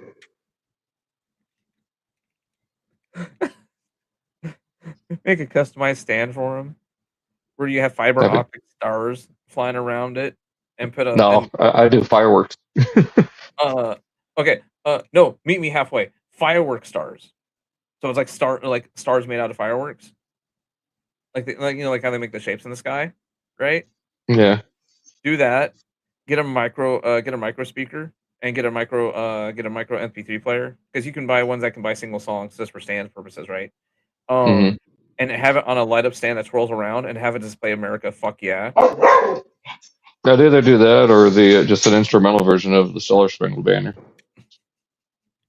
Or like at Cars, the Jimi Hendrix guitar version of it. I like as stupid as our patriotism can get sometimes. Like I can be way too, like I can lean into it way too much. It's like, come on, if we're going to do the America, give us like the one that has the bandana, the Rambo type, bandana strapped with guns, and just kid it out to just go to this. Yeah, America, do that. I mean, we're dabbling in a franchise that can do it and can perfectly hand wave it all the way. Like, okay, it makes sense in this universe. A football in one hand and a beer in the other. A cold beverage for the kids. Remember, it's a soda. It's a soda. Root beer. Just make it no, root beer. No, root beer. No, root beer. Remember, we have to think about the kids, so it's a cold beverage, or just make it just a blank can. Yeah, that's what I'm saying. Root beer. Yeah. Some good old-fashioned cola. For some reason, I thought of the Left for Speed 2 by Oni. I don't know if you've ever seen that video. No, I haven't. Oh, I'll have to send it to you. It's wild. It's one of Oni's older videos. But yeah, I mean, I think that's it. About 2.5 hours. Good amount of stuff. Hopefully we don't have as much stuff next time. I forgot one thing, but I'll just throw it in for next week. Or for next episode. So we'll see what happens. So that being said, where can we find you? You got anything coming up? Anything planned? As of right now, I mean, yeah, Werewolf Finder for my toy stuff, Werewolf Finder gamer for my video game stuff. As of right now, I think I'm going to pause live streaming just so I can get everything reworked because yeah, it's Call of the Future just ruined you.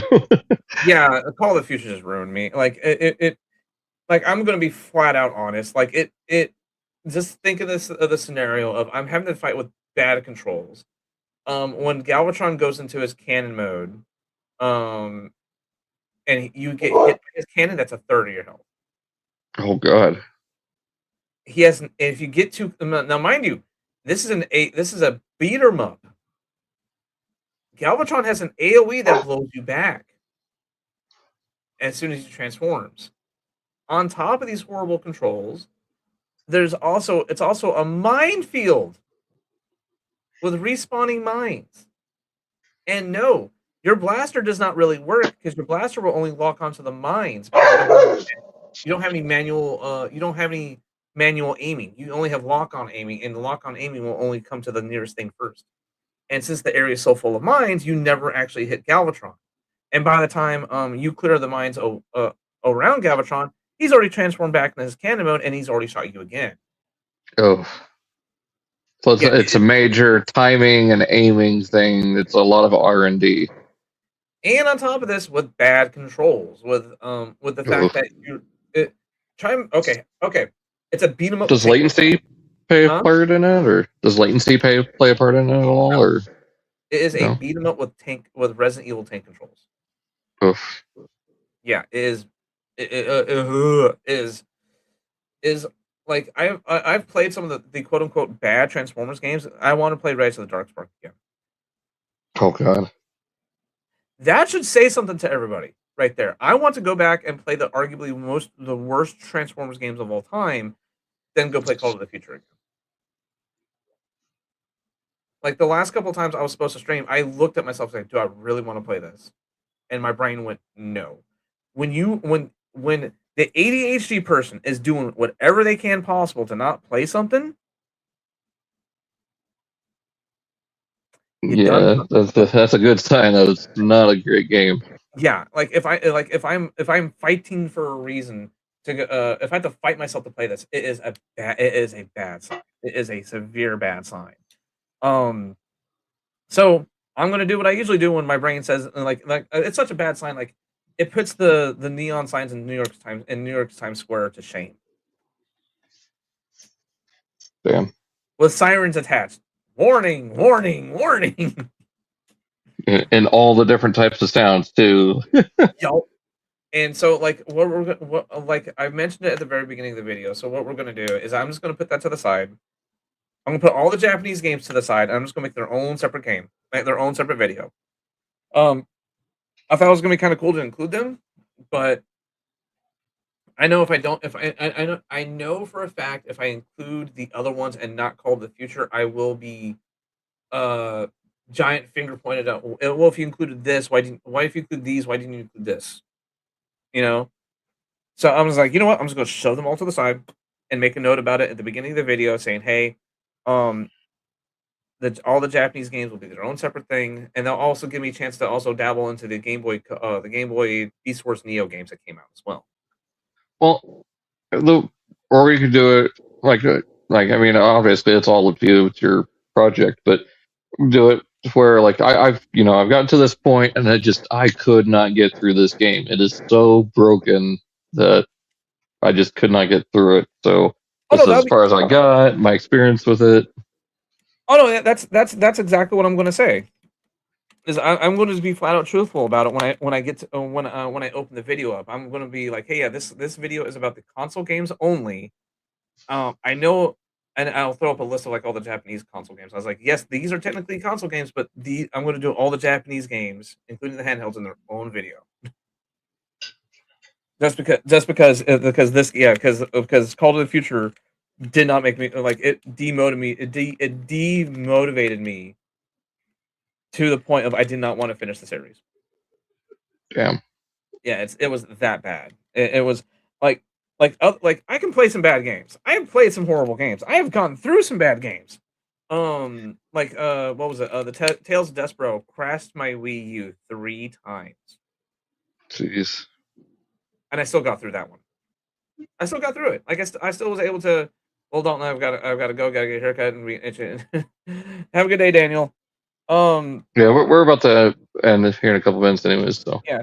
But yeah, like it was like just to give you guys an example how much that has irritated me is like other games that have crashed my consoles I've been able to get through, but Transformers: Call of the Future almost made me stop doing it because I did not want to just touch it. damn.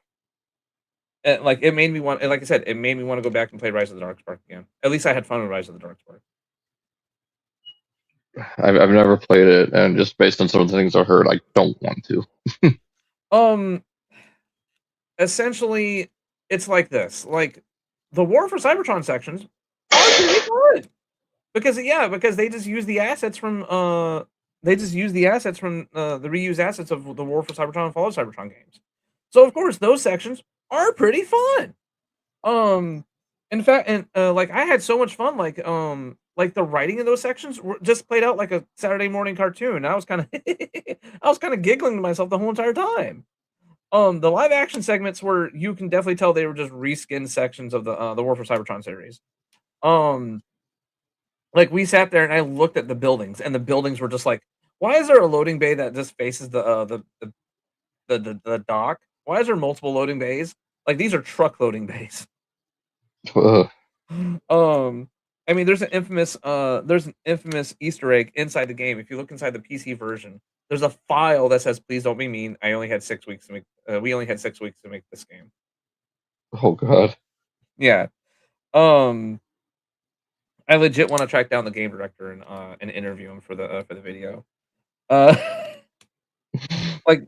Actually, give him a legit chance to get an interview.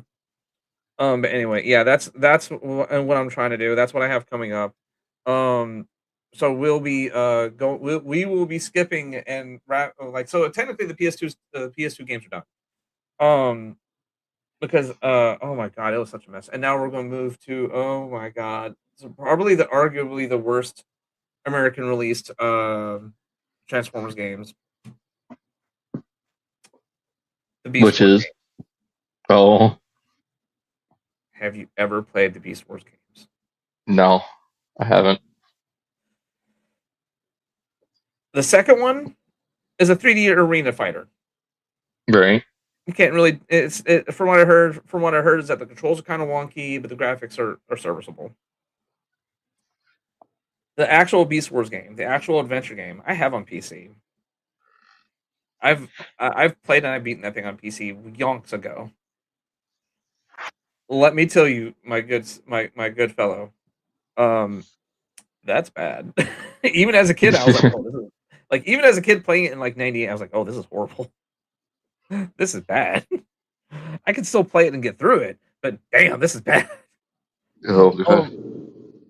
Yeah, tank controls again. The early '90s tank controls, or Reader the ugly head. But yeah, that's what those are the adventures that await for me. But I mean, thankfully, there's a PC version of it, so I don't have to use an emulator. I can just I can just emulate the PC version, so there won't be that much wonkiness this time around. And hopefully, I can get that running by Monday. If I can't, I'm gonna try to get it running. But yeah, the adventures of my self torture. You're a video game masochist. Yay! I mean, but that's what I get for saying, like, I'm going to play all these Transformers games, and like half of them are notorious for being bad. It's like, I did this to myself. It's like saying I want to play all the Ghostbusters games when a third of the first like 5 Ghostbusters games are just like, why'd you do this to yourself? Congratulations, you played yourself. Yeah, exactly. Well, you can find me everywhere, Daltonian95. A lot of my big reviews are kind of done. Like, I finally finished Baldigus. I finally got Big Convoy done and out of the way. I just need to get Liege Maximo, Grimlock, 86 Damaged Prime done, and then the Sludge and Swoop 2-pack. And then I think I'm caught up. I haven't found Meg. Yeah. Is Meg supposed to be a Target exclusive as well? He is. He comes out in July. So I'm assuming that's when around the time that Starscream, Prowl, and the Insecticons will come out too. Okay. Because I already saw a couple people having them in hand, and so I was just... Yeah, I think some of them are getting off eBay or just getting them early from probably Target. Because there's been instances where he goes up in stock and then goes up. So I think he moved from Pulse from July to June. So okay.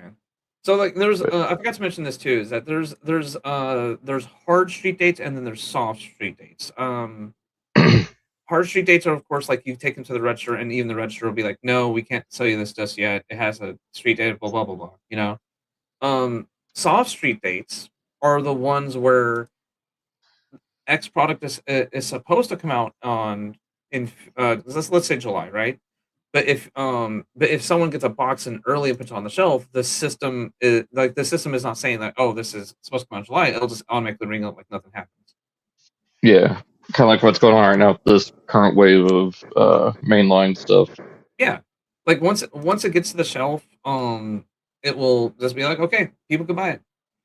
Unlike what was it? Like if it was a movie toy, a lot of the movie toys actually did have hard release dates on them. So, well, yeah, because they're technically different lines. Yeah, well, not just different lines, but some of them could also be spoilers. Yeah. So in those cases, then yeah, they would have the no, you can't buy this till past a certain date. Yeah, but anyway, anyways, I think that's it because I got stuff that I need to get done, and I got lunch. Yep, same. So, until next time, guys. Check out all the other stuff. Check out the channels all down below, and we'll catch you in the next stream. Adios. Bye. There we go.